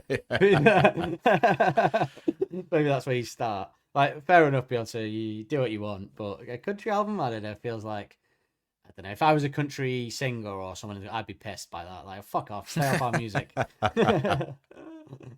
Arctic Monkeys could do a country album. That would probably work. You know, they kind of have with Sucking yeah, I mean, they kind of did. did. I mean, Yeah, you could yeah. say it's Sucking and See is kind of. Yeah, maybe. But have you got anything else to say on the music at all? No, not really. think we Yeah, did it. We did I like justice. I like all the separate pieces on it. There's not any piece in here that felt, even though it's very layered and they're putting a lot in there. I like each little piece, and when you're like breaking it down to these like smaller parts, I like them. Cool. So let's go into I think we covered it pretty well as it is, but let's go into our covers of the song. Who we would like to cover it? I'm gonna form a covers band and all. Justin, who did you pick for this? Yeah, so as I said before, I really try to stick with this kind of theme or think about it in this way throughout this whole album because it feels like one of the most designed albums where I feel like there is a lot of flexibility in most of these songs. And so I went the opposite direction that you would think. You know, it's a very like hip hop driven kind of song, vibey, atmospheric, but kind of in kind of like what I was doing with Do I Want to Know, where I said Deftones and kind of like a harder, you know, darker metal type of sound, progressive type of sound. I did Nine Inch Nails too for Electricity. So this time I did Tool, lead singer of Maynard James Keenan. So I thought that would be I cool. thought my eyebrow did raise when I saw that because I don't know. Look, I only know them because my girlfriend's quite a big fan of them, so I know them Okay. through that. But then it's not my type of music really. But so I know that, and I thought, that's an interesting way to go with this one. So let's hear what Maynard did. And this is obviously just for subscribers only, this part. So if you want to hear these covers, Yes. you know what you got to do. Patreon.com/Arctic Podcast. Get there. Get there. So that I hope that is the link, by the way, because I've said it about 18 times, and I was thinking, is that the link? But it is. Well, you know what? Now I'm on our Instagram, and so anytime I post a thing, I'm trying to post links so that you can follow them in our stories, so that you can easily access them if you would like to sign up. And I think I'm going to start putting the Patreon link into the episode description when we go to the main show, when the main show notes. So it'll be in the show notes. Because I think that'll carry over to YouTube as well in the description. So we'll try to put it there too. Yeah. So yeah, I'll try put to it make in that easy description for you. So scroll down and go there if you want to join. And you can link it to Spotify and Apple as well, so that you don't have to go on the Patreon app. It'll just link up and you can just get the episode straight into your feed there. So pretty cool. But here is, if you're a subscriber, is Justin's cover by Maynard James Keenan of Tool. But I did want to stick in the hip hop R&B world, and I was kind of thinking about it because I've done Kanye, Lil Wayne, and I thought, but you know, we're kind of done with that. And I thought, you know what, I want to, because to the vibe of this song, and I said about the attitude of Alex with the "no reason call me round, baby, I feel like I've been here before." I wanted a female voice, but I know historically it's been very difficult to have a female voice do it. So what I did was I gave it a go, and it turns out I thought it worked out all right. From what I remember, it worked out okay for a female voice, and I went with Mary J. Blige. Nice. Which is why she was interesting. Yeah. And that's why she was in my mind earlier when I mentioned her, and I realized that's why. But yeah, I think from what I remember, it transposed quite well. Maybe it's because she has a kind of maybe a slightly deep singing voice. I don't know, but falsettos might have helped it too a little bit. Maybe, honestly. yeah, maybe that was it. Actually, maybe that's why it worked on this one. Because as well, you're supposed to tweak the female with the tempo when you do it, and I forgot, and I did it, and I thought, I forgot to tweak the tempo. I'm gonna have to do it again. So I played it when it was done, and I was like, oh, actually, no, it doesn't need it. So maybe that's it. Maybe it's that. Okay. But let's have a listen for the subscribers to Mary J. Blige do One for the Road. I want to get your thoughts on the meaning of One for the Road. I'll give mine, because I thought it was pretty straightforward what I thought the song was about. And then when we do the John Kennedy, I don't know if he's just trying to avoid it, or part of me wants to kind of do the John Kennedy before the lyrics so that we can kind of do it, but I don't know, maybe that will affect what we say, so maybe we shouldn't. But like, so I always thought it was like, I'm gonna leave because it's late. And she's like, oh, you want her to say, or she does say, one of the two. She's like, oh, stay for one more, like have one for the road. Yeah. And the implication is if you stay for one more drink, you're gonna fuck. I always thought it was implication. One for the road means sex. So it's like one for the road is the implication of sex. Or him wondering, because he says, there's a point when he says, I wish you would say that, or something like that. So I'm wondering if she's going to do that. That's always been my thought. I don't know about you. That's kind of where I sit on it. So this is really interesting for me because I, like you, just kind of assumed that because of the vibe and the drive of this. But when I had to sit down to analyze these lyrics, which I never really did before because this is more of like a vibey song, you know. I'm the same. Yeah, but actually what it seems like it is, which is weird for what the vibe of the song is, it seems like it's about insecurity and rejection. Like the last song was a bit. Or the first two have been, I guess, haven't they, about that? And it is interesting because, like you, I hadn't. Oh, the last one was about frustration of the girl not going there, and the first one was about again wanting to text her and falling asleep on the couch and all that. So that's definitely been the theme. But it felt like before you sit down and read this one, like you say, because I just heard it and assumed I knew what it meant, so just kind of went with it. I never sat down and gone, because it's not like that hard to read, and maybe a lot of this album isn't about sex. Maybe it just gives you that feeling, and then when you look at the lyrics, you realize it's more about frustration and worry and insecurity at that time, which is quite an interesting kind of thought. But yeah, I agree about that. But even in the John Kennedy, he says something else that kind of threw me off about the One for the Road, about not even about a woman, but I think he might be trying to avoid talking about it, to be honest. But so yeah, it does feel like, well, let's go through it and see then what we kind of feel like. Because so the first line is from the, well, obviously he says One for the Road, ooh-hoo, ooh-hoo. From the bot, which I'll never hear the same after those covers that we just had. I'll never hear those ooh-hoos quite the same ever again. Yeah. But from the bottom of your heart, the relegation zone. Now I was curious, do you understand this quote?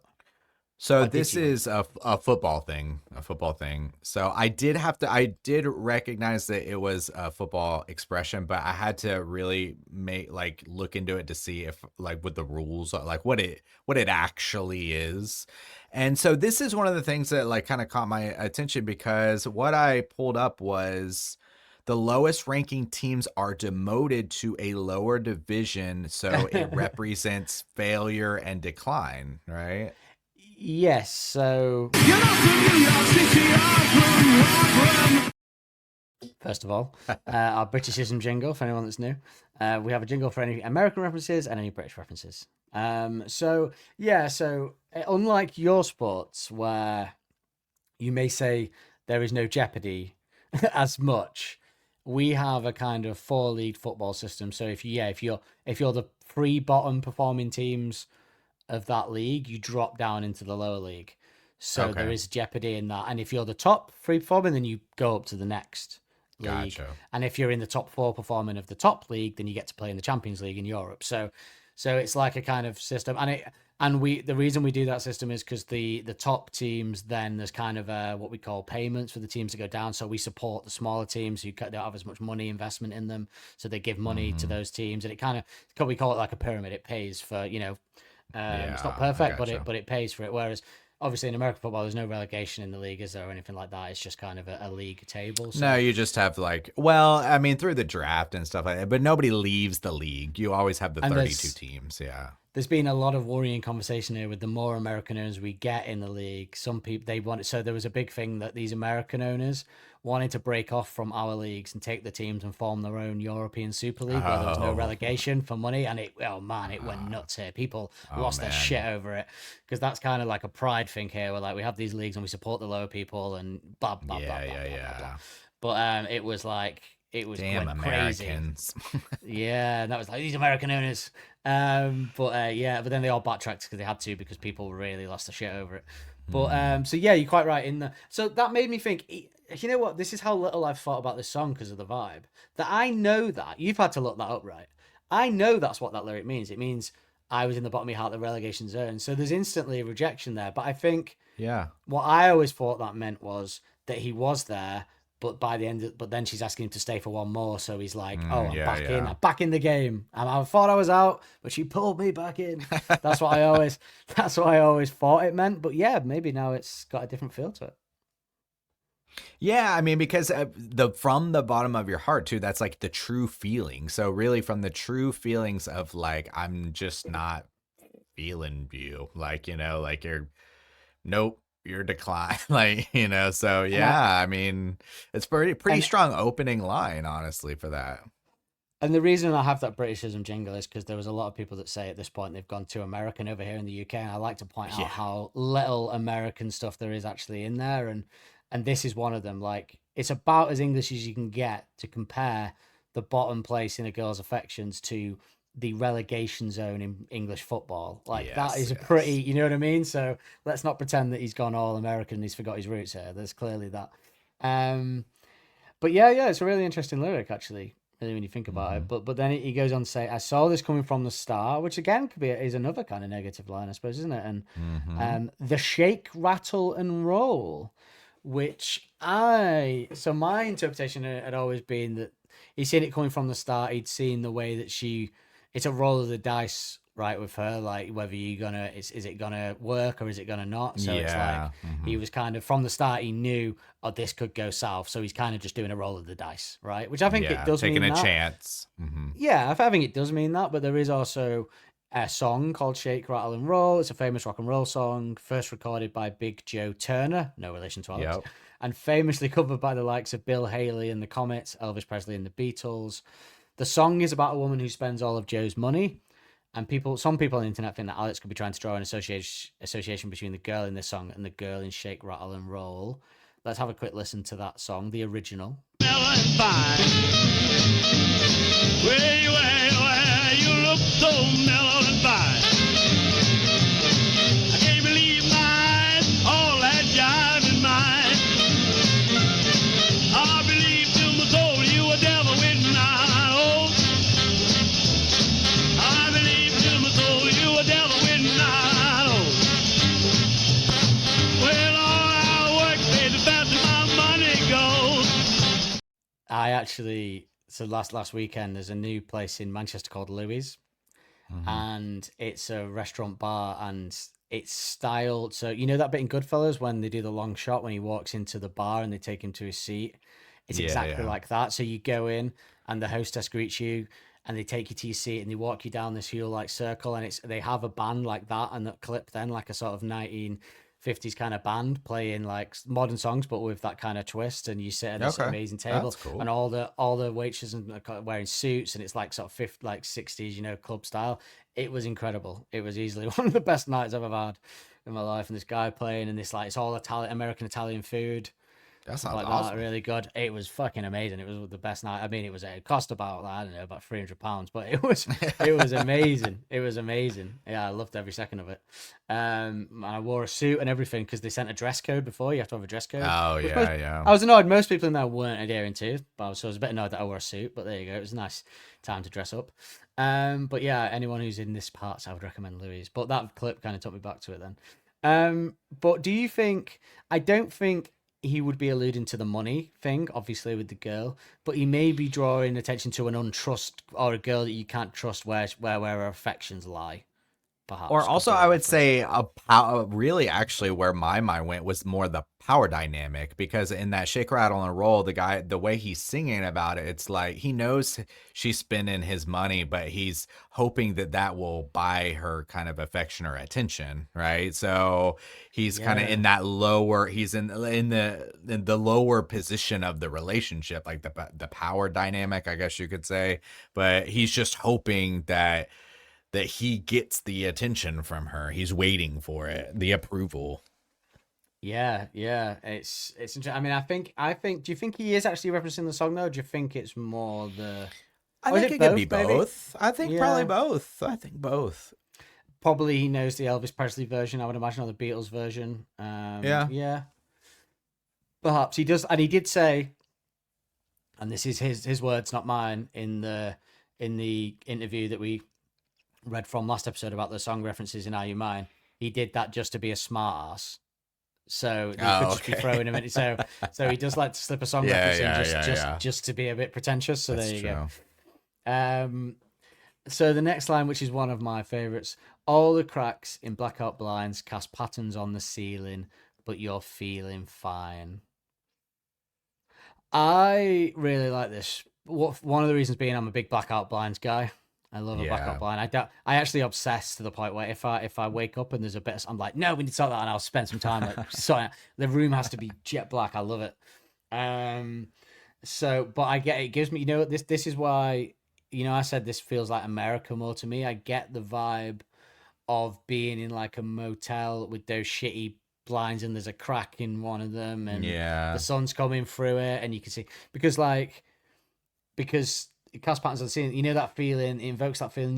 When when the daylight comes into the night and you've been up too long and it's time to go. And you see the sunlight coming through the window, the blinds, and you're like, oh no, this has gone too far now. And you start to. That always used to be my go to home time. Like I'd be like, okay, the sunlight's out. I need to go home and go to bed. That's it. It's over.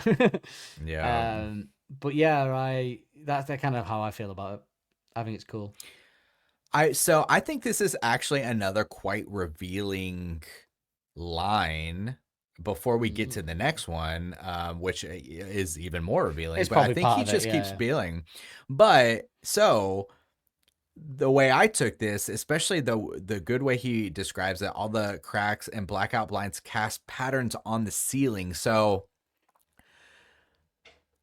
that perspective feels like his perspective, and that perspective to me, where it resonates with, is trying to be so relaxed and like almost trying to find something magical in the mundane.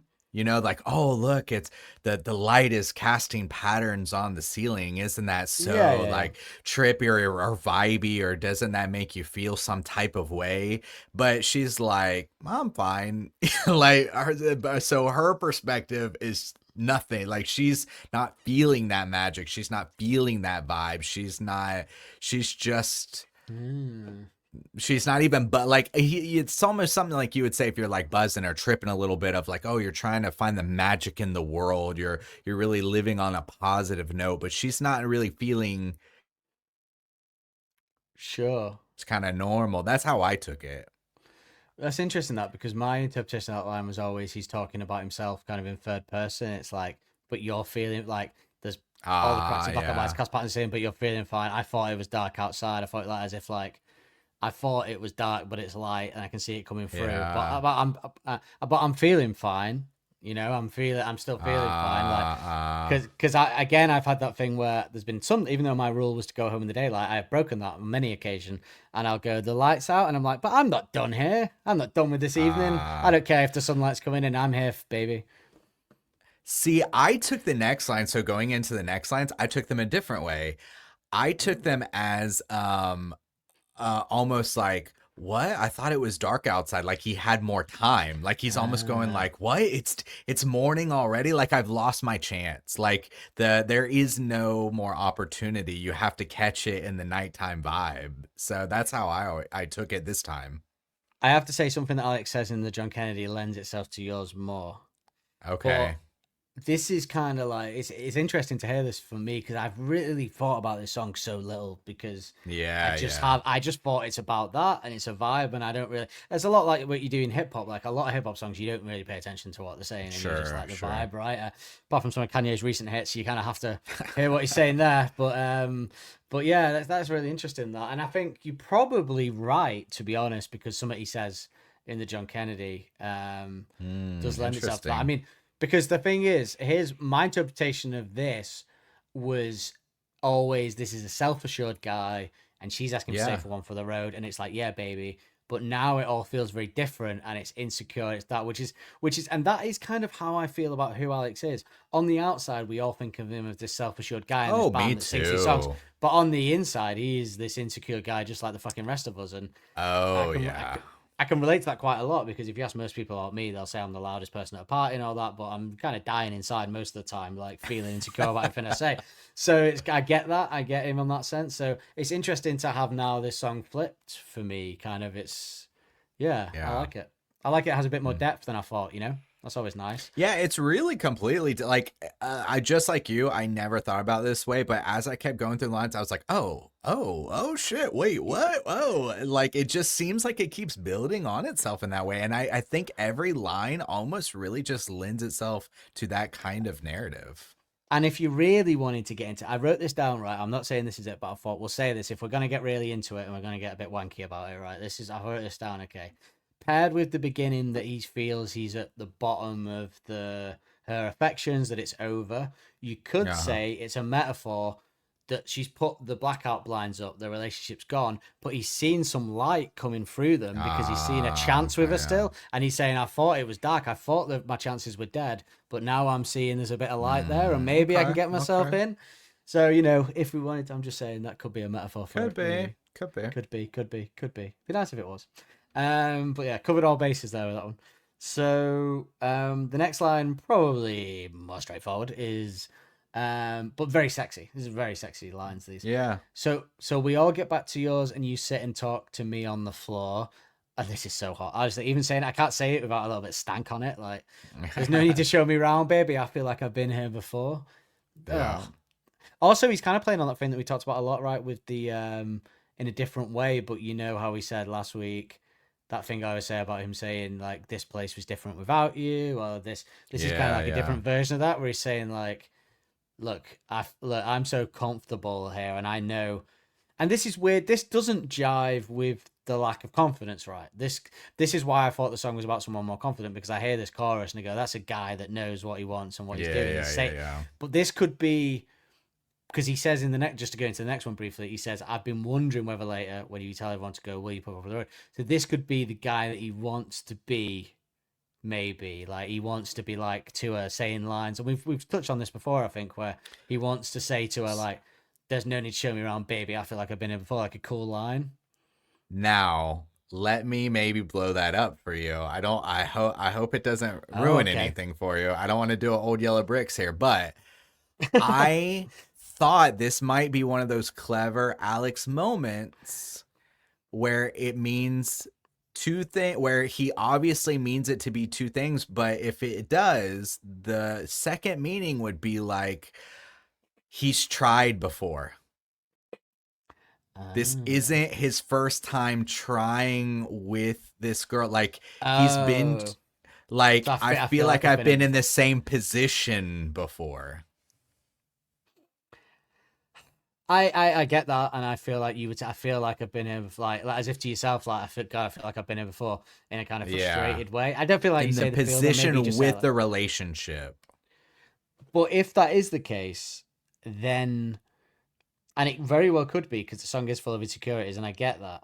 But he's doing a lot of his vocal performance to make that sound the other way, isn't he? Like, and maybe he doesn't care. Maybe he's like, I'm going to do it this way, but the lyrics are going to say this way. And like, it blows my mind that he would sit listening to the bass and the drums of this song with the vibe and write lyrics that are quite insecure. That's quite says a lot about the man, maybe. But yeah, it's possible. That is possible. I feel like there's no need to, but then that doesn't really jive with there's no need to jive. Fucking how old am I? 65? Jive. There's no jive. I think I meant that doesn't really go with the there's no need to show me around, baby, because that doesn't really. I'm not saying he said this, but I feel like maybe he wants. This is what the guy who like she sits and talk. You know, like say you sat at the back of a house and you sat with a girl on the floor and you like her a lot, but she's out. You don't really feel like you have a chance, but you like her. And in your head while she's talking, because guys do this, you're thinking about how you could make the move, whatever. And he like thinking he wishes the pickup line. He wishes he could say a pickup line like she's like, "Oh, I'll show you around," and he's like, "There's no need to show me around, baby. I feel like I've been here before," which in reality would be an awful thing to say, probably. But like in the song, it's really sexy. So I feel, but then he could just be saying it because he does flip. We know he flips like in his songs. So, but this just feels so much more self assured than the verses, right? So, I just feel like this is imaginary, maybe. Well, the next part though is still a little uncertain though. So I've been wondering, whether later when you'll tell everybody to go, will you pour me one for the road? So it's like again, he's kind of like wishing, hoping, wait, are you gonna tell everybody else to go, or like are you gonna, which doesn't happen because the sun comes up and he's still waiting. Well, and the time is done. That paired with the last line is why I think it's imaginary what he wants to say and happen. He's like thinking like, no need to show me around, baby. He wish he could say that, and then he's like, I've been wondering, will you tell everyone to go, but will you ask me to stay for sex, basically. Yeah. And I think that plays into the second verse as well, right? Because because it's weird because I've never thought about it before, and when I was thinking about it before, I was like, so based on that, going straight into it, I think he's saying, I knew this would be on the cards. I knew you wouldn't fold. I always thought that line meant like, I knew the sex would always be on the cards. I knew you wouldn't fold on me, baby. I knew you wouldn't change your mind because you like me. But now with all this other kind of thought, I'm thinking, is it the opposite? Is it, I knew that it would be on the cards that you wouldn't want to sleep with me, and I knew you wouldn't fold and give up on that position. Like, it's a complete reversal all of a sudden. And they're bringing back the shake, rattle, and roll because I think he's almost, it's like frustrations coming in because he's saying, I knew this would be on the cards. I knew you wouldn't fold, so like I knew you Yeah, wouldn't give in. like- I saw it come from the start. Like I didn't think I had the Yeah, chance, and maybe you've been leading me on. Like, have you been leading me on? You've been sending me signals. Like you've been, but I knew from the start it was too good to be true type of thing. And it's that like, yeah, angry tease. Like, I knew this would be on the cards, like that kind of thing. Yeah, like, yeah. And it just the whole song is now flipped. Because I do actually think it is that. It's the frustration and the wonder because then he says the mixture hits you hard. Don't get that sinking feeling. Don't fall apart. So it's almost like the mixture of the drinks has hit him now. Yeah, Or, yeah. you know, He's losing his like composure a little bit. and he's like, don't get that like gutting feeling, like don't fall apart. And it's easier to fall apart when you're drunk if you get hit by some sort of sad realization, you know. And then finally, because I've cut out a few because he just kind of repeats it, which kind of puts the nail in the coffin, right? Is I don't know why I've never thought about this before, but some out of tune guitar soundtrack to disaster. And I think the double of meaning there is I think it's a comedy line of as soon as the guy gets the guitar out at the party, it's time to leave. Like that's That's you know what I what was mean? thinking As soon as too, the dude gets the guitar out. So it's funny. It's like the but desperation ploy. yeah. It's time to give up, man. Don't do Yeah. that. But then also I think the out of tune guitar could be a metaphor for a relationship, right? Or the end of their relationship. So the relationship has become an out of tune guitar, and it's become the soundtrack to the disaster of their relationship. He can't play the So- strings well anymore. Like he wants to be in control. He wants to be able to play it smooth or whatever, but the strings are out of tune, so it sounds like shit. Yeah.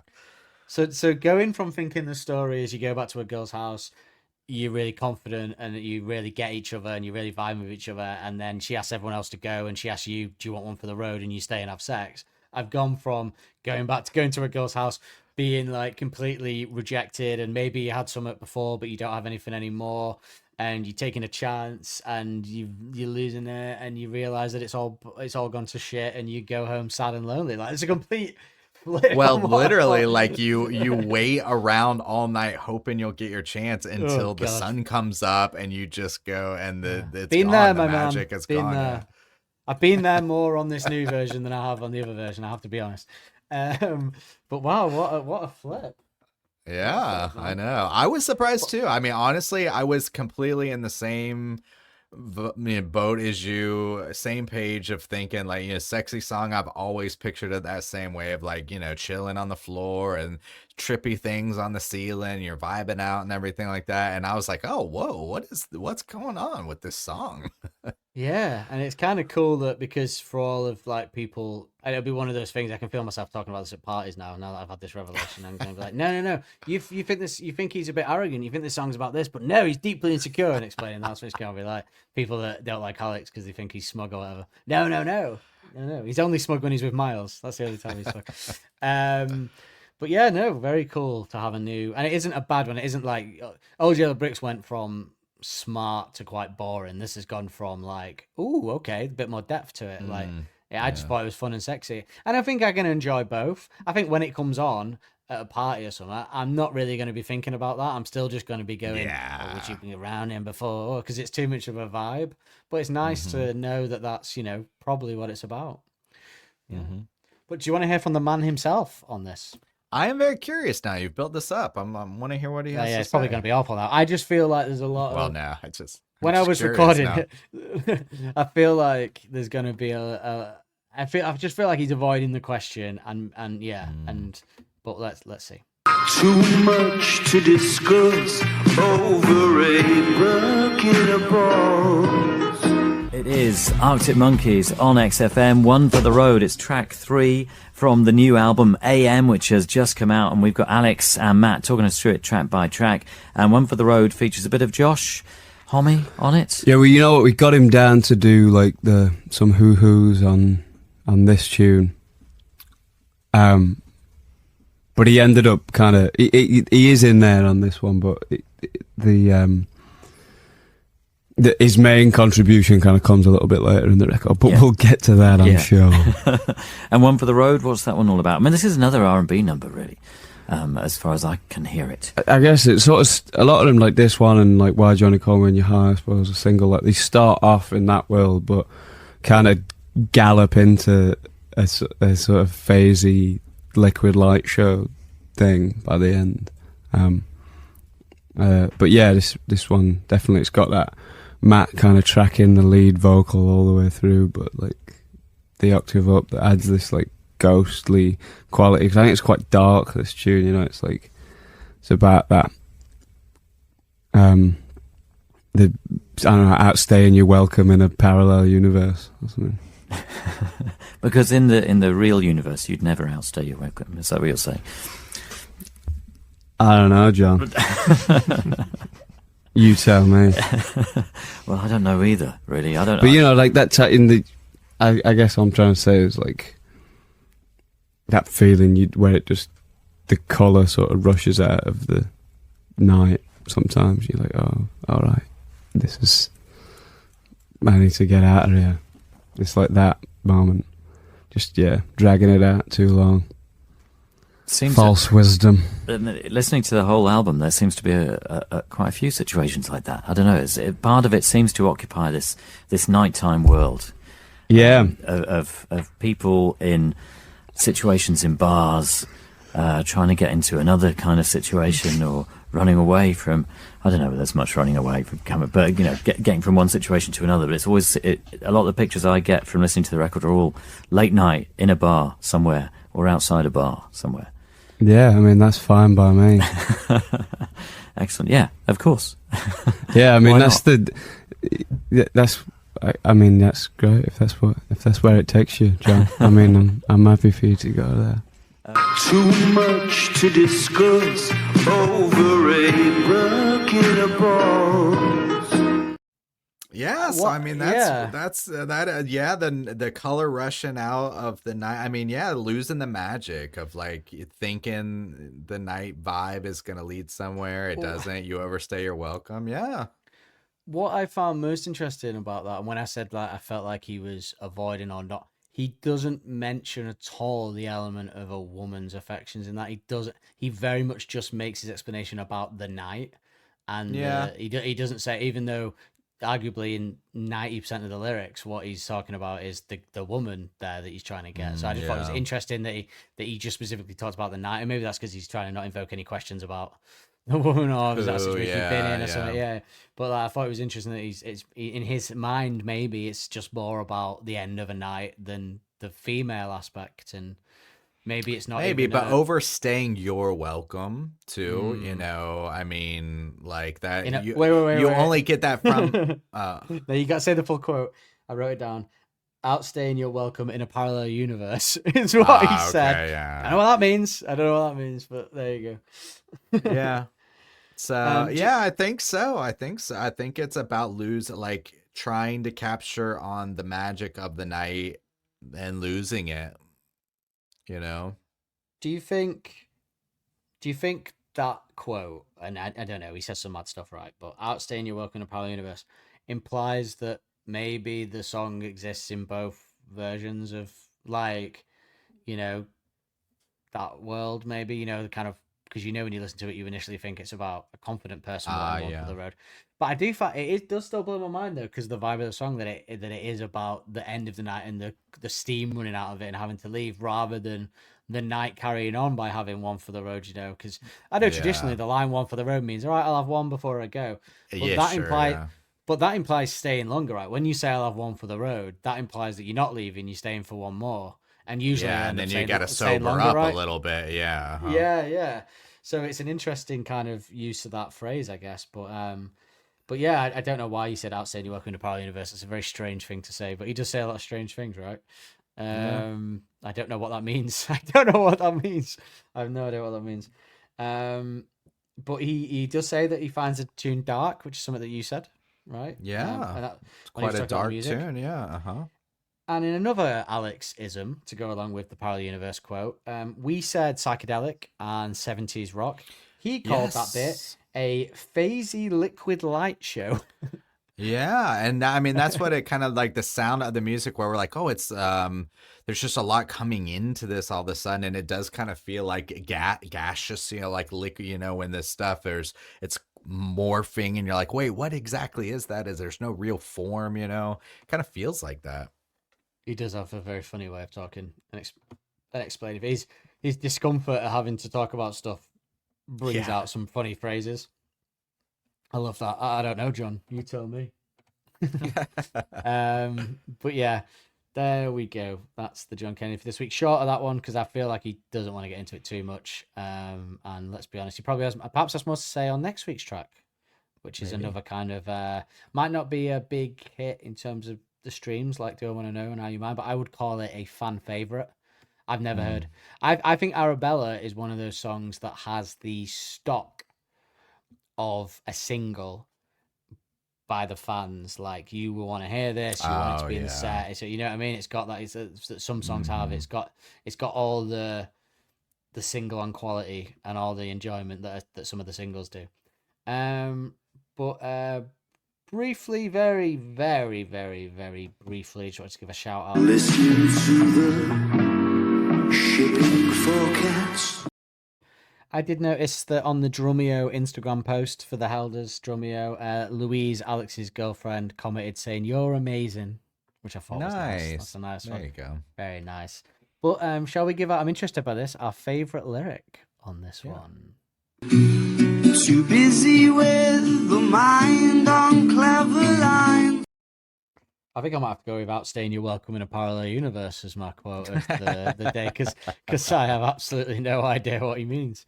I think, I don't know, what are you going to go with? I'll let you go. Okay.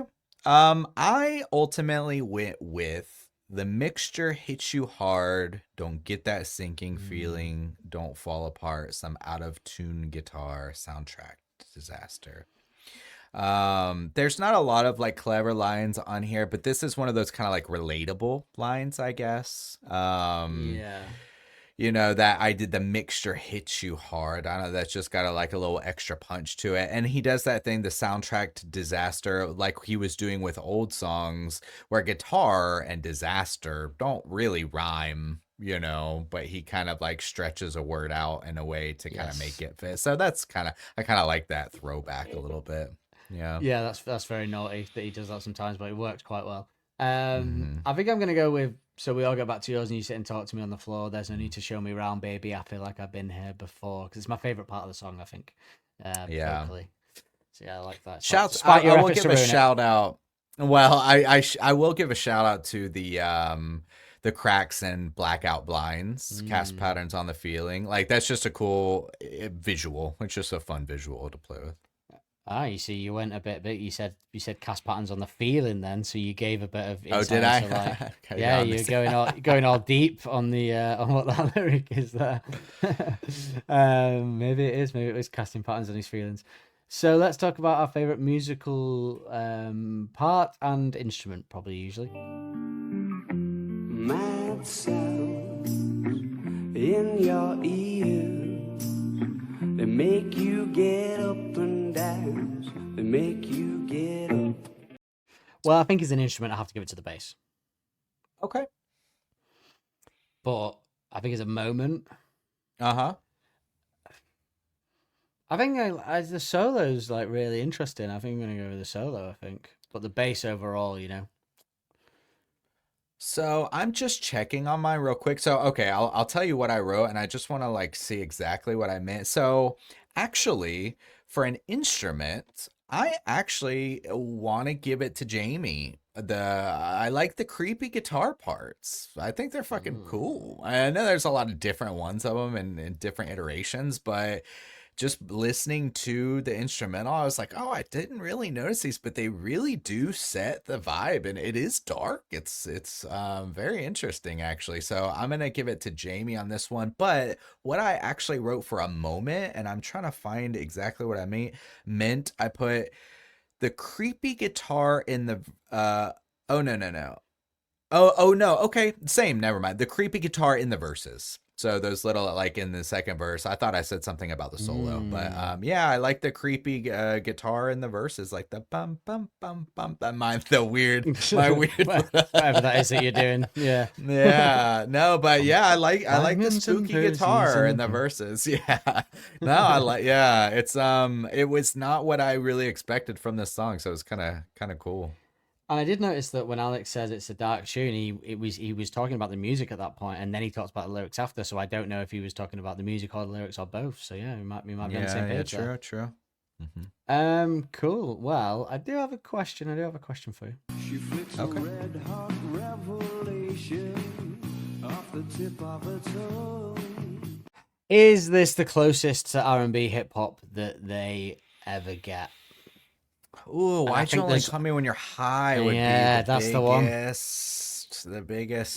And I asked that because one. they're so influenced by it, and they always have been since young with Roots Maneuver and stuff. So yeah, that's the only Yeah. one. That's the only one where, but that has a lot more like that switches to like chords at one point, which is guitar-y, and this never really does that. Which Yeah. that's the only thing. Like the verse is, but there is that build-up where it goes very songy all of a sudden. Why do you want to call when you high? It turns into a song almost. Yeah. Well, not you know what I mean. That's a kind of band song.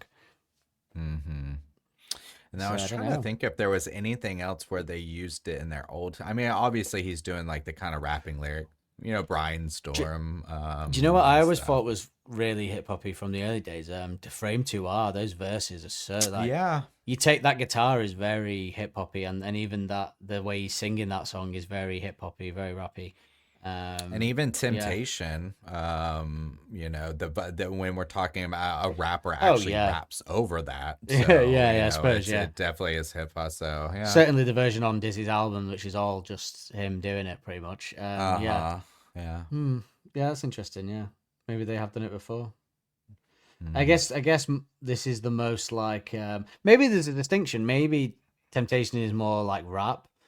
Maybe this is more R&B. R&B, yeah, Call Me for When sure, You're High I is think more so. hip hop. Yeah, maybe that's the difference. They've touched all that genre. They're doing it all. Yeah, I think they get it well in this album.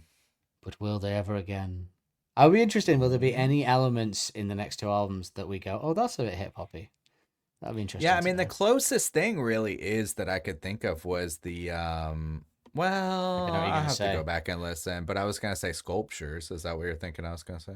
Oh no, I find that more like Nine Inch Nails or something. That, to be honest with you, but I know what you mean.